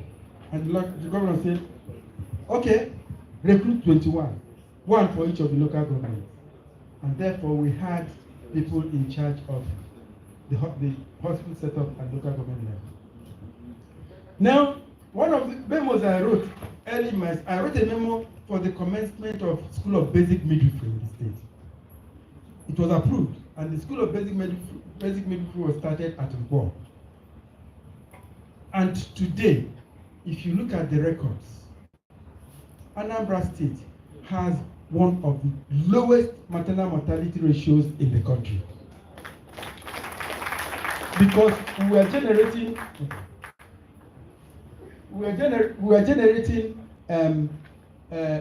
midwives that we are taking care of them. Now, I also wrote a memo for the upgrading of the School of Health Technology at Obosi into a College of Health Technology. And they started awarding higher national diploma. That was a very big thing for us too. In addition to that, we were able to develop the Anambra Health Systems and Healthcare Financing Scheme, a model that has found itself in the books of people studying masters and PhD in health systems. You go and see the Anambra Health Systems model, the Anambra Healthcare Financing model. In fact, the Anambra Healthcare Financing model was the one that the then Minister of Health, Professor Ita Yolando, sent people to understudy in order to develop the community component of the National Health Insurance Scheme. You see, we have things that we don't know that we have, but nonetheless, we have them. Then I was able to get the House of Assembly to pass the bill, the Reproductive Rights Bill in Anambra State, which is supposed to provide free antenatal care, free delivery, free family planning for women in Anambra State. When we left government, the next government that came told the governor that it is an abortion bill. And the thing was thrown under the carpet. It was not until Soludo came that he dusted it, and today, Anambra State women are enjoying free antenatal care, free delivery, and free family planning. Now, let me leave it at that for the government. We also had our fire point blank in a minute. My lecture is not going to be long. You know, I'm not very, very tall. And the lecture should be kept in proportion to the size of the speaker. So I'm not very, so I'm going to finish very soon. Now, under non-governmental organization, there are 3 non-governmental organizations that I want to bring where I left legacy marks. The first is the Society of Gynecology and Obstetrics of Nigeria. Yes, when I came in as the president of SOGON in 2014, SOGON was 49 years old that year. And that means that the next year, 2015, SOGON will be 50 years. That is, I will have to revive the 50th year anniversary of the Society of Gynecology and Obstetrics of Nigeria. I said, what am I going to give to SOGON for its Jubilee, Golden Jubilee celebration? I looked around. SOGON has no secretariat. Even after 49 years of existence, say, let me strive towards giving SOGON a secretariat. And I applied the principles of strategic leadership. I don't want to go into the details of it, but the long and short of it is that in November 2015, during the occasion of the celebration of the 50th year anniversary of SOGON, the Honorable Minister of Health, then Professor Isaac Adewole, commissioned second secretariat at Princes and Princesses in Abuja. The records are there. That is, let me not say other things for want of time that I did under SOGO. Then Association of West African Societies of Obstetrics and Gynecology. We are subsumed under West African College of Surgeons. And I said obstetricians and gynecologists should have a college of their own. I made the presentation with respect to this college as far back as 2010 in Yaoundé, Cameroon. When I attended the meeting of SAGO in 2016 at Burkina Faso, I also presented it to the French-speaking obstetricians and gynecologists. And everybody was of the opinion that we should have a college of our own. I even consulted people who had been presidents of WACS, who are of Obsangani descent. And they all concord, yes, it is desirable, but they don't know how to go about it. And that was why I decided to take it up and move it on. Between 2010 and 2020, a period of 10 years, I was reaching out to various people. And in 2020, we inaugurated the Association of West African Societies of Sangani. After that, 2 years later, we had a congress, and we're going to have a third congress this 2024, in fact, next week in Lagos, at which occasion we are going to do 3 things. One is the conference proper. The other is to launch our journal, West African Journal of Sangani. Then the third is to award fellowships of West African College of Obstetricians and Gynecologists to people who are fellows of other colleges. You have to have a base. Those people are going to be foundation fellows. We can now work with a team and we can achieve more.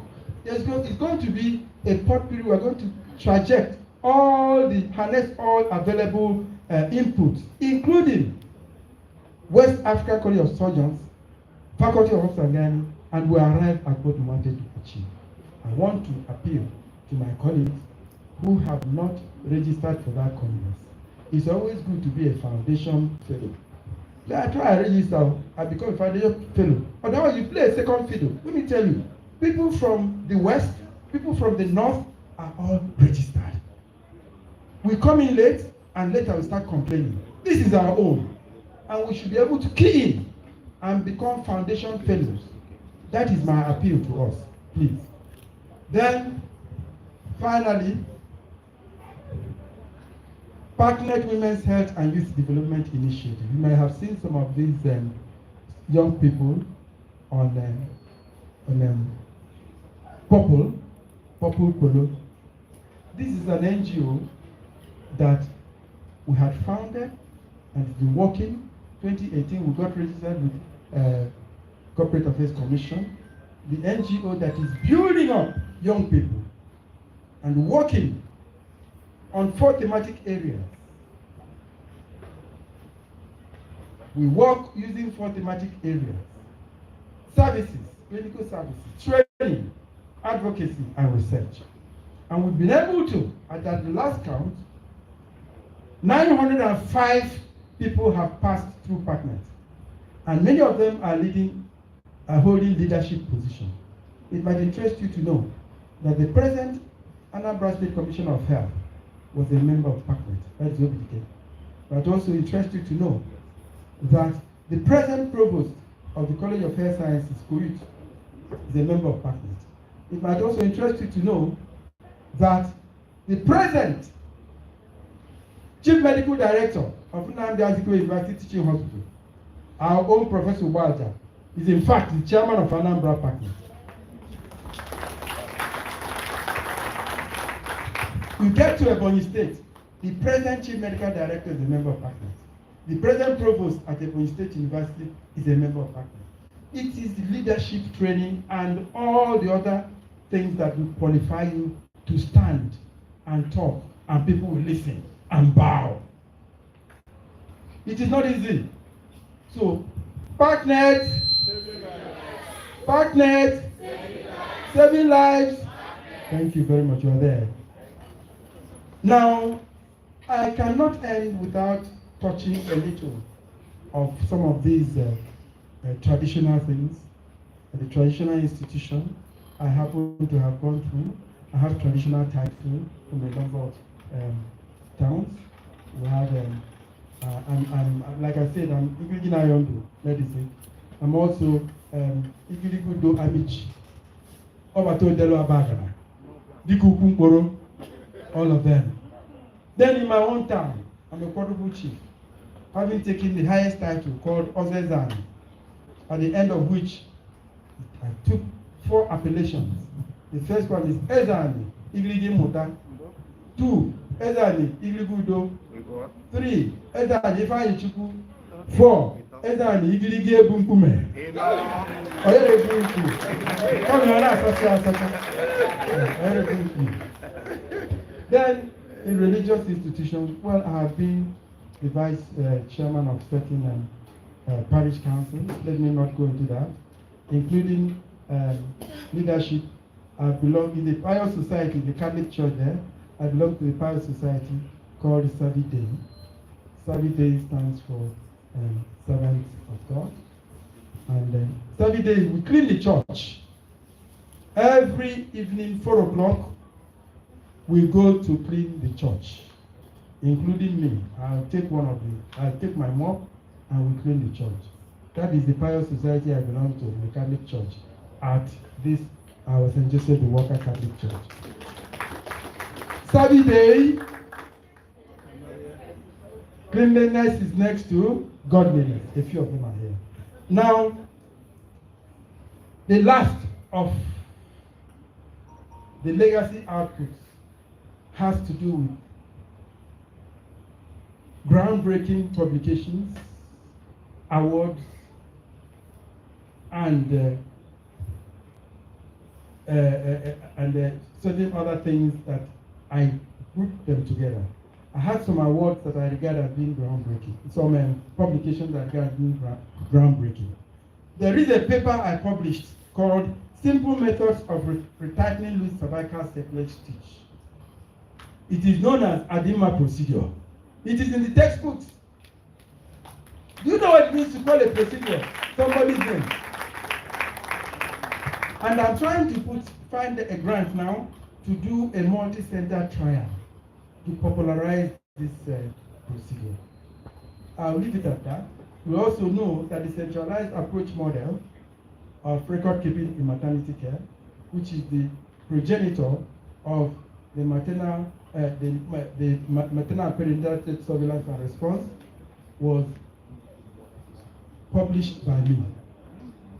Now let me leave these publications. You will ultimately see it there or in the books. And go to the books. There are 2 books. 2 books. And one of them, The Total Woman and Her Man. It is a book I intend to present to this august body. The Total Woman and Her Man represents everything that every man, every woman, every young boy, needs to know about his or her reproductive health. It is written in a very simple language, understandable by somebody of school-side level. It is something I cherish because I put in 5 years to write volumes 1, 2, and 3 of those books. And I think my aim was to leave it to be in every home in Nigeria and abroad. It is a book that you listen to when it is reviewed. You have to pick up one and go home with it. It will help your growing daughter, it will help your growing son, it will help your husband, it will help your wife. The Total Woman and Her Man is a very, very formidable book that everybody should have. And we're going to launch it today. Now, finally, you know, when you are giving a lecture, and it appears that the lecture is getting low, you know, you could say, finally. And then that gives you a leeway to talk, because if the MC was trying to stand up, you sit down again. Then you have a leeway to talk for another 5 minutes. Then you can now say, finally. And then it gives you another leeway to talk for a little while. Then you can now say, in conclusion. And so do I say in conclusion? Yes. Maybe I should say in conclusion. Well, I have tried to tell us what leadership meant, what legacy meant. and have tried to tell us the processes of strategic leadership.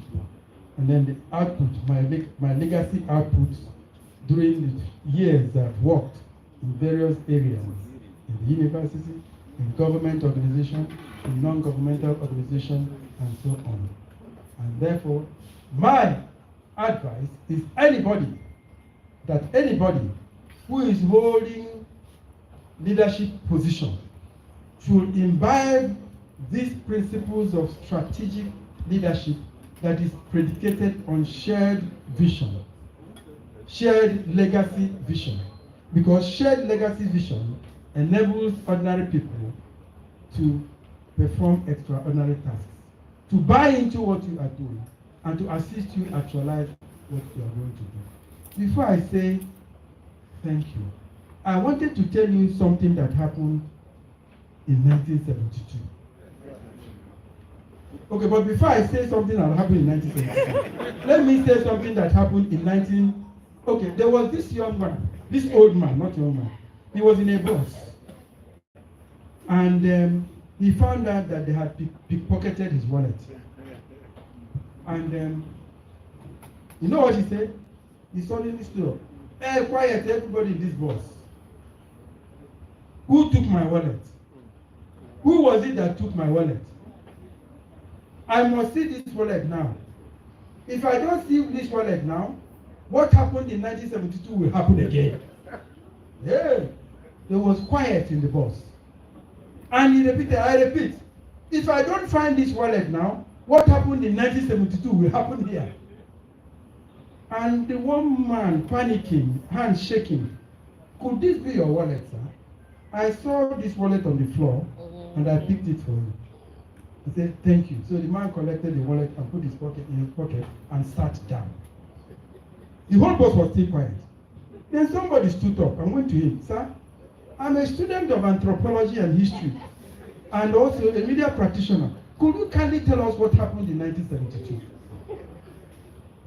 And the man said, well, what happened in 1972 was that my wallet was stolen like this. I got down from the bus and trekked home.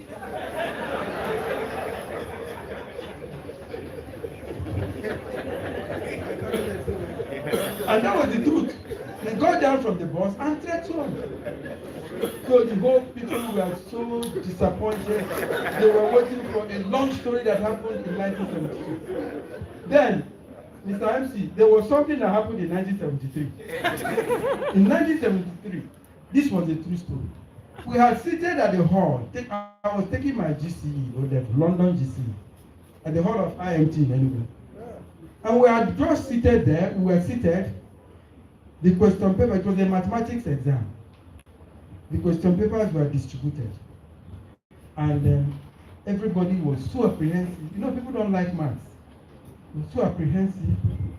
Then one of the invigilators said, you are going to start very soon, in the next 5 minutes. Don't turn your papers. Let your papers remain upside down. The whole place was graveyard silent. Then somebody raised his hand. He said, yes, what is it? He said, I don't see why we should not be given log table. You know what log table is? Yes. It's the table used to calculate. I don't see why we should not be given log table. In 1968, we were given. In 1969, we were given. In 1970, we were given. In 1971, we were given. Even last year, in 1972, the whole hall started, we were given. We were given. We were given. So that puts everybody in a lighter mood for that paper. Ladies and gentlemen, I have given you my valedictory lecture.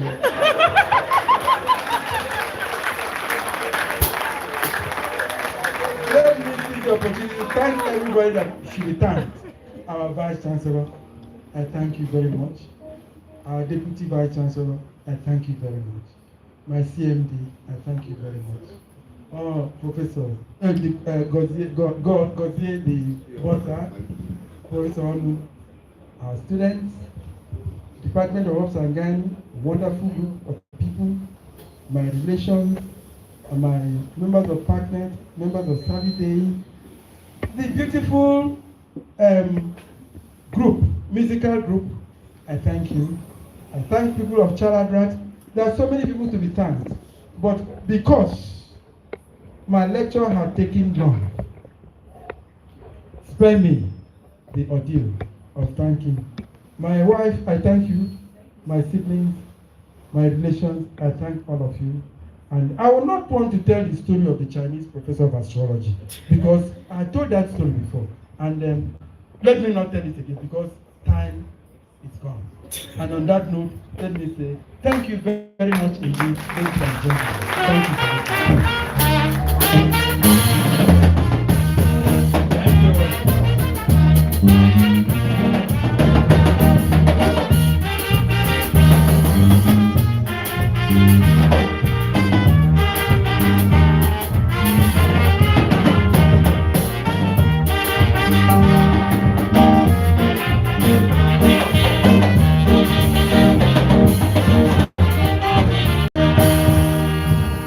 Thank you very much. Please, another round of applause for him. You may be seated, please. Thank you very much. Thank you very much. Please, there is something that is already here. I think we have to do it quickly before we get into the book presentation. Please, may I call on the Department of O&G to please do it very fast so that we move into other things immediately. The presentation, very, very straight away, please. Thank you. 1 minute. Thank you. Thank you, please.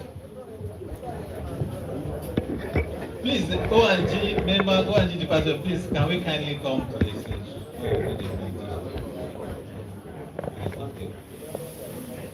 The acting vice chancellor, the DVC, the SA to VC on academics, our valedictory lecturer, Dr. Prof. Adinma, principal officers of the university, distinguished members of the university senate and the university, all our guests. Please allow me to stand on the existing protocol. To present this thing, it will be our CMD. He's here with us. He's one of us.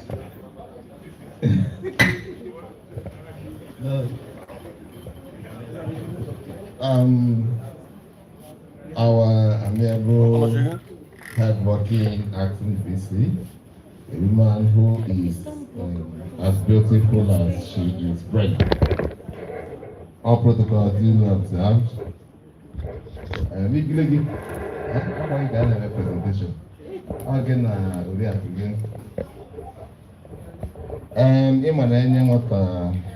well, permit me to speak in Igbo. I'm not Igbo, no Igbo na iso. Maka anyangwati ihe kalili osi enyere onye. I don't consider myself most appropriate to make this presentation. This is the first time I'm witnessing a valedictory lecture in this particular place. So, Mongolonia CCMD in Welo, and then I want to see CMD in law. I served as DC Maconda. In fact, I started in his unit as a registrar. Passed part 1 in his unit. He insisted I stay in his unit. Became a consultant in his unit. Became a DC Mac. Ultimately becoming the CMAC. And then he graciously handed over to me. And he's here in person. So, with the full powers conferred on me on this particular occasion, I want to ask Professor Anthony, the immediate past CMD, to kindly make this presentation on behalf of.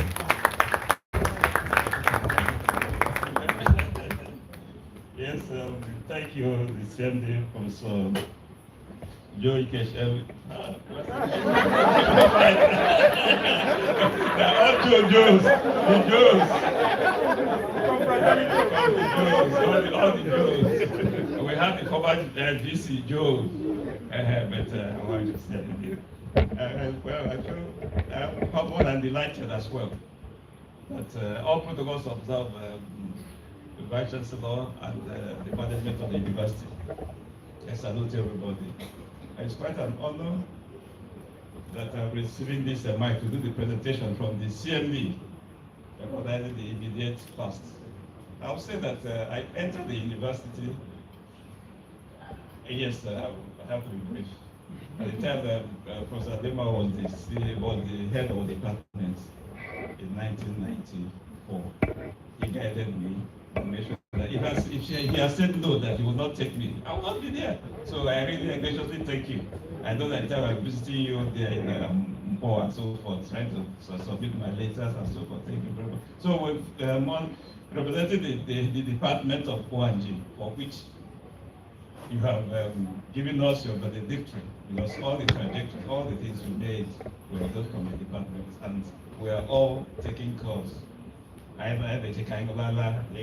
thank you very much for this presentation. And then we have this department has this this carton. I don't know what is there until you open it. I think when you get to Madam Prof, you open it before Madam Adinma. And then if I get you the tea or something. I can't imagine you. So you make sure that we see that you, I don't that you always, because after going through the travels of the university and all this trajectory of academics, and it's bowing out a little, you are not going out, you are still with us, but you just step it aside to rest and then continue. So it's a pleasure to present this to you.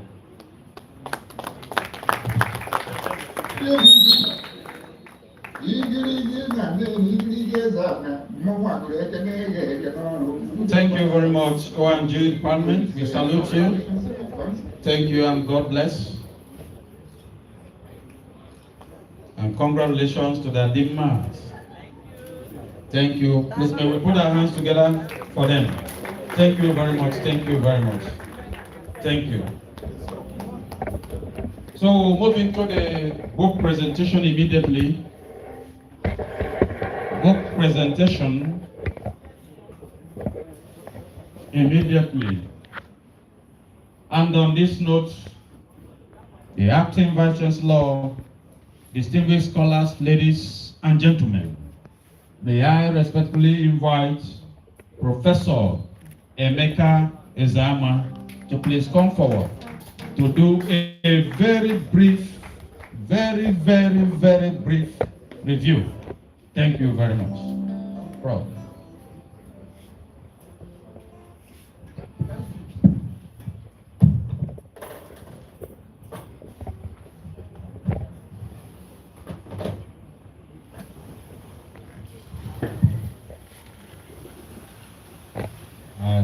Good afternoon, everybody.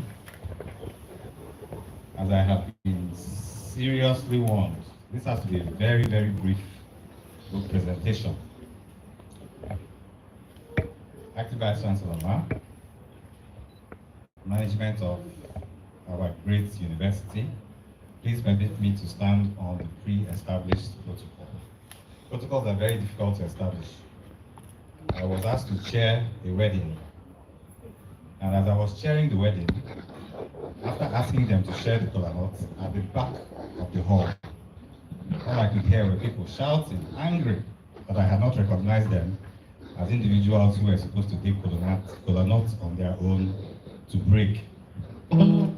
Very traumatizing experience. And I have never forgotten. So these days, whenever I'm asked to speak, I always stand on pre-established protocol. I've been given the distinct honor and responsibility to present the book that Professor Adinma has authored. And asking me to do that, it's a little bit difficult, because if you look at the author, and having listened to his very intimidating curriculum vitae, to ask me to present something that he has done, very scary. But all we can do, which is a lesson I've learned in life, is our best. And you always hope that your best will be good enough. So, in attempting to introduce the book, let me reintroduce you to the author. You've listened to his CV. Professor Adinma is international, not just local, everywhere. His name reverberates. He's a world-renowned gynecologist, a teacher, a mentor, one-time head of department, one-time provost, one-time commissioner, etc.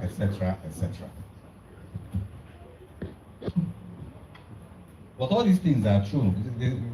one of the things that I've learned also is that if it's true, it's not arrogance and it's not brag. We should always learn how to accept who we are and promote ourselves. And one thing I love about Mr. Adinma is that he can never be seen to be unnecessarily subjugated. Anywhere he comes, he will stand out as a shining beacon. This is nature, this is person. He's eminently qualified to write this book he has written because of his vast experience in obstetrics and gynecology and in human relations generally. We've talked about all the good things that he has done. In fact, I can say I'm very bold to say that there's no doctor who has graduated from the Valedictory University. Not one till today. From the time the university was opened in the medical school was opened in 1987, that has not passed through the academic pressure or presence of Professor J.I.B. Adinma. I make bold to say that. And if there's anyone who can counter, let the person come and counter. We've listened to his lecture, beautiful lecture. Most of us who are giving lectures, we follow the slides. But when Prof is giving lectures, the slides follow him. As he's talking, the slide is changing. He's talking, the slide is changing. Empathetic, telepathic. But with respect to the book that he has written, we see a different side of Professor J.I.B. Adinma. Prof is very pragmatic, very aggressive when he has a goal to achieve. And yes, when we read the book, we see a softer side, a more empathetic side, a very, very, very calm version of his very pragmatic self. And he brings a new approach to solving very intense and very solid scientific problems, which he has identified in the various treatises of the book. This is the Professor J.I.B. Adinma we meet as we go through this very well written essay. He engages his audience, as he has said earlier, bringing things down to the level that almost anybody can understand. There's nothing highfalutin in it. There's nothing excessively, extremely academic, and yet it is very instructive in its makeup. The book is titled The Total Woman and Her Man, and the entire project is made up of 3 volumes, each volume doing an expose on various aspects of sexual and reproductive function. The book itself, if we look at it, is tastefully adorned with a lovely picture on its front by 3 lovely ladies. Each of these women is intimately connected to Professor J.I.B. Adinma. 2 of them are his daughters, and one of them is his very eclectic wife. And I can believe that it is these ladies that in his life that were at least some of the muses that gave him the inspiration to write this book. Volume 1 is titled The Woman, Features and Fantasies, and acts as the introductory essay to the volume. And it walks us from the time a baby is born, through childhood, through adolescence, into adulthood. And at each of these stages, it points out the expectations and realities that these women and girls see. And they try many times unsuccessfully to navigate. What it has done is to expose many of the treacherous areas that they can come up with, and has tried to provide solutions to the challenges that they feel that they meet. Deep discussions are put forward in this volume to highlight several things that will help the readers achieve a level of balance in this sexual and reproductive life that we all are part of. A very interesting chapter in this volume 1 is chapter 2, which interrogates the principles of sexual and reproductive health amongst young people, particularly females and the like. Volume 2 is aptly titled Pregnancy and Childbirth, and sees the young lady of volume 1, who has now matured into a woman of volume 2, who is now pregnant. And it takes us through the period of pregnancy, antenatal, delivery, and post-delivery. Prof also looks at common challenges, for example, miscarriage, which happens to many women while they are pregnant, and several other challenges that they meet. Of particular interest to me was the chapter on old wives' tales. There's a chapter where he talked about myths and old wives' tales that people believe. Where he talked about if a woman is carrying a pregnancy high, it's likely to be a boy. If she's carrying it low on the waist, it's likely to be a girl. I don't know how true that is. That's why it's a myth. There's also another myth of a woman who was very beautiful before she became pregnant. Only for pregnancy to now come and make her very, very, very, well, not ugly, but pregnant looking. And people believe that if it's a female pregnancy, that is what makes the woman look less than she is. And if it's a male pregnancy, she's not going to look as pregnant as the case may be. The truth is that some of those observations have scientific basis. And if you look at them and really observe them, or really go to do some research, you'll find out why this happens in that manner and that happens in that manner. As I said, it was very interesting for me to read. Volume 3, which is the final volume, in following the running theme of the book, looks into the life of the more mature woman, where certain specific issues are more common, like issues pertaining to infertility, or issues pertaining to family planning, or cancers, or menopause. Menopause particularly because in our society, we don't really see menopause as a problem. We tell the women, well, it's expected, go ahead and deal with it. But he has looked at it, opened it up, shone a light on it to give perspectives and practical solutions to problems of menopause. As Prof has said earlier, that the length of a discussion, a length of a talk is supposed to be, when you were teaching me, you told me it's supposed to be directly proportional to the size of the speaker. And yet, when you ask me to speak for you, Prof, you always say it should be inversely proportional to the size of the speaker. I'm a good student. And therefore, in conclusion, we have 3 volumes, volume 1, volume 2, volume 3. 2 presentations, because these volumes have been talked about in his Jubilee lecture and also in this valedictory lecture. And all of them are attributed to one author, so J.I.P. Adinma, a consummate storyteller, an individual who can sit you down for hours talking and talking and talking on different topics without you getting bored in any. He has produced another masterpiece whose content brings all his skill and literary acumen to bear, and it showcases multiple new areas of interest and old topics formerly seen as taboo, but currently well exposed by the shining light of his ever inquisitive mind. Prof, you have outdone yourself in both content and creativity. And in all sincerity, I hope you all enjoy these volumes as much as I have. Thank you, and God bless you.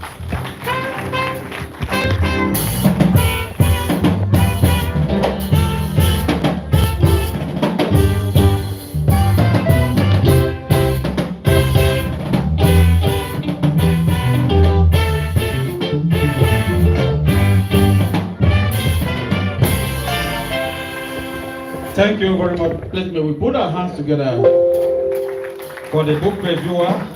We salute you, Professor Emeka Ezama. Thank you very much for being brief as well. Please, with the permission of the chairman, who is the acting vice chancellor of our great university, Professor Carol Arizu-Mobi, I have the honor to invite her with due respect to please come forward together with your management team to unveil these beautiful volumes, please.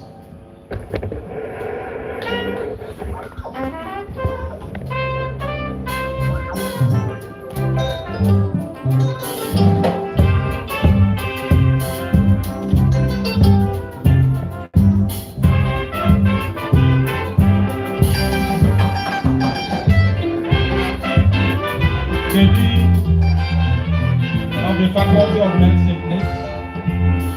The Dean of the Faculty of Medicine, please.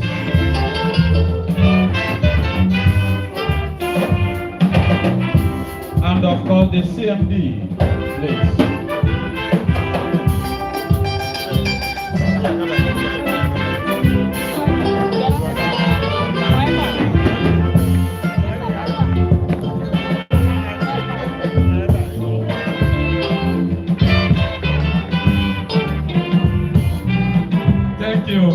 Please, may I also invite the chief launcher, Professor Imam Uboya, to also join, please. And the other launchers, Professor Ogonna Ogwejiofo, Dr. Imam Monago, and Dr. Emeka Ofojebe. Please come forward and join this great union. Thank you.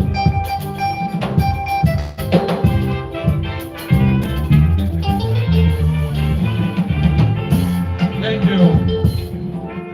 Thank you. Please, may I have the honor to invite the acting Vice Chancellor to please, with the help of this great team, to unveil the volumes.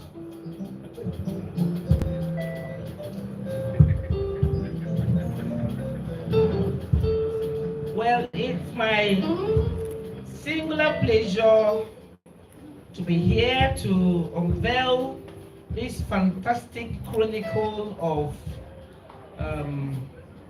my mentor. I will tell you why my mentor, surrounded by fantastic, intelligent persons in this university. In short, if there's any university where people must come to, it is UNIZEC. I don't want to say Faculty of Medicine in particular, because Faculty of Law is also strong.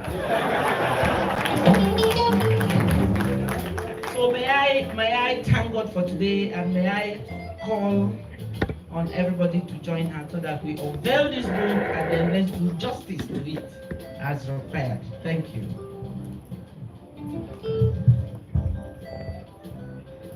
The book is being unveiled. Thank you. Please, may we put our hands together. Thank you. Thank you.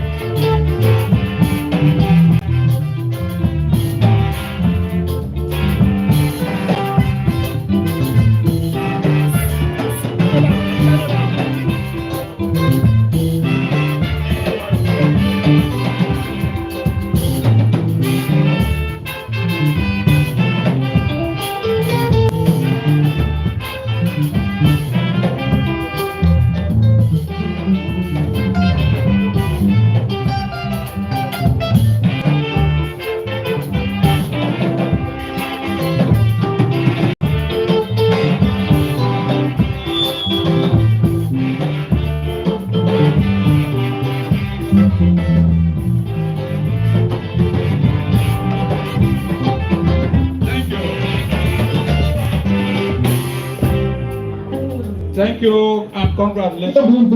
Please, may we put our hands together. Thank you. Thank you. Thank you. Without wasting much of our time, distinguished scholars, ladies and gentlemen, may we support the book launch proper the way it is done. In as much as we are still expecting the chief launcher and the launchers, I think we are all launchers. So anyone that has anything to say with regards to supporting this very big launch, the floor is now open. Thank you very much. And of course, yes, I can see the CMD standing there and indicating interest. Please come forward. Today is your day in a special way. Yes, I can see that. Thank you very much.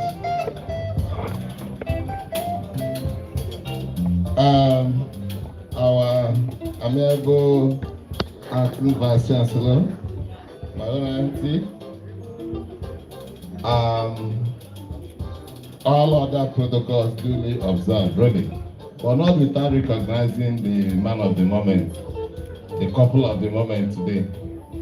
Igli Gudo, as an Igli Fine Chubu, as an Igli Gabon Kuman, Diane Ibuoge.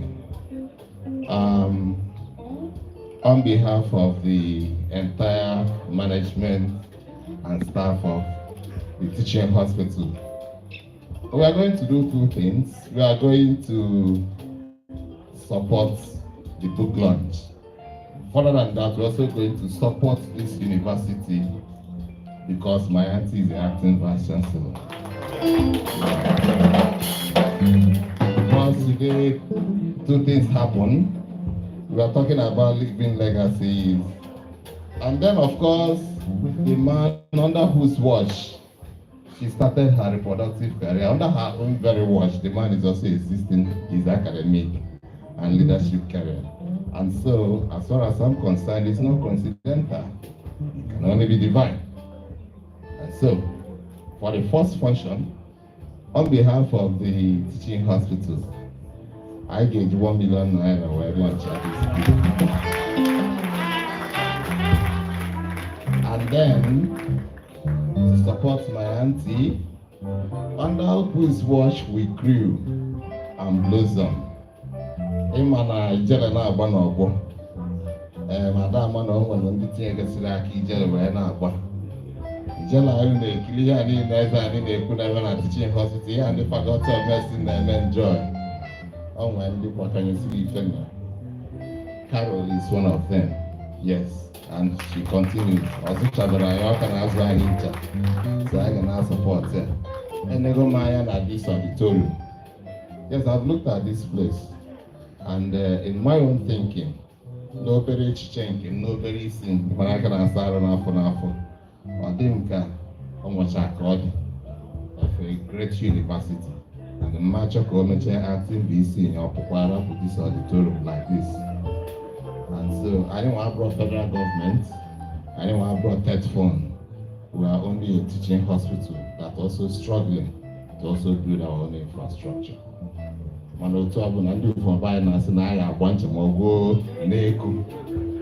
so I can take you the responsibility of make sure na selling now, and we don't selling. I be selling now and adapt to selling now they use. So I got there. The university and the physical plan na bank. I'm look at this guy convert to selling now a mega POP. I'll be there buying.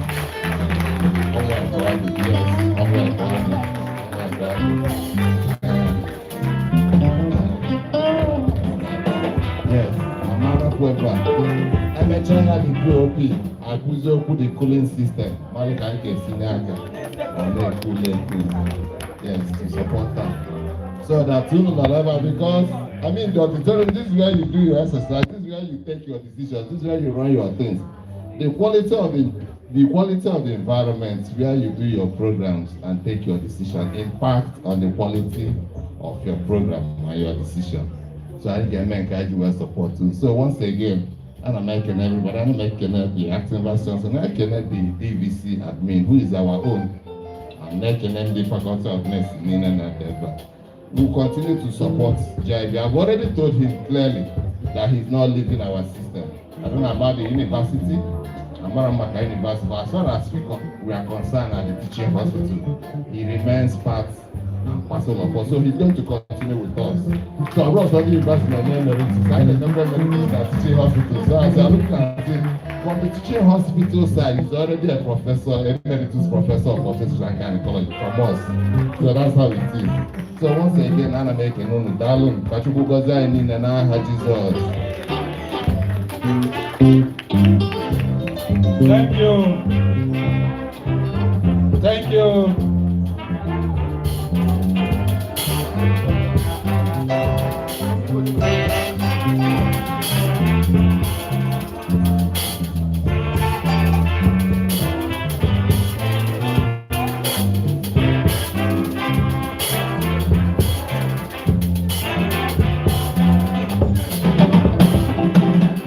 Thank you very much. Thank you. Thank you.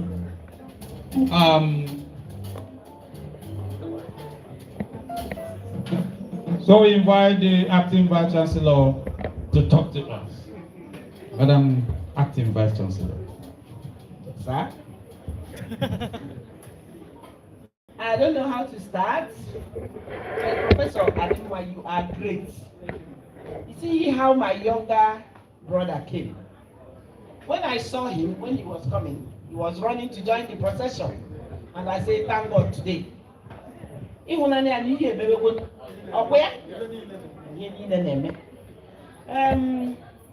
when he was standing here, when he had the microphone, I was a little jittery down there. And I called Odibo and the Prof. I said, you start talking to me now, because CMD is on the stage.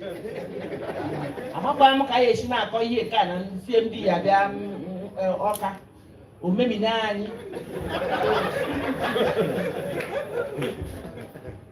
Aziemozi. But then the university is going to launch this book with an undisclosed sum, which we are going to relate to the author, and of course they will not be disappointed. So we are going to take 3 volumes from here. And then I want to seize this opportunity as the acting vice chancellor to thank the CMD for saying what he said about this auditorium. While I was sitting there, Professor Odibo said, acting VC, have you seen that the whole of this light, this side, there is no light. Everything is falling apart. So when he stood up to talk, it was prophetic. So thank you very much. It's a gift which we didn't expect. But with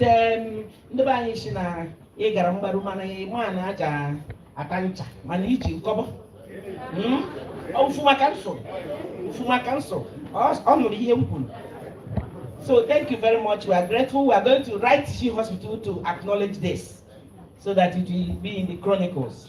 We are very grateful. Please, on that note, I'm calling for other persons to come and launch this book. And with substantial amount of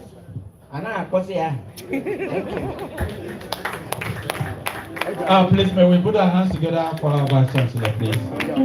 God, I cannot go and the ane ekwo ade aso oko oyibo maka na onye ha aka America ji oyibo ekpele onye adoro oke mkpa ihe dị oke mkpa ma mma mgbe iji na n'Igbo language na Chukwu kedizi so we thank you so much. As the Vice Chancellor was talking, our own dear Professor Ima Onguboya came in. Please may we welcome him. He's also the chief launcher today. So as I call him to come up, because Professor Amama Amaliano Denabo. Odile Nankoza, Doku Ile Nankoza. I need to agree. No. Never walk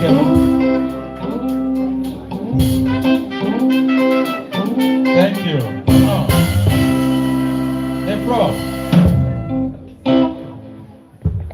Good afternoon, everyone.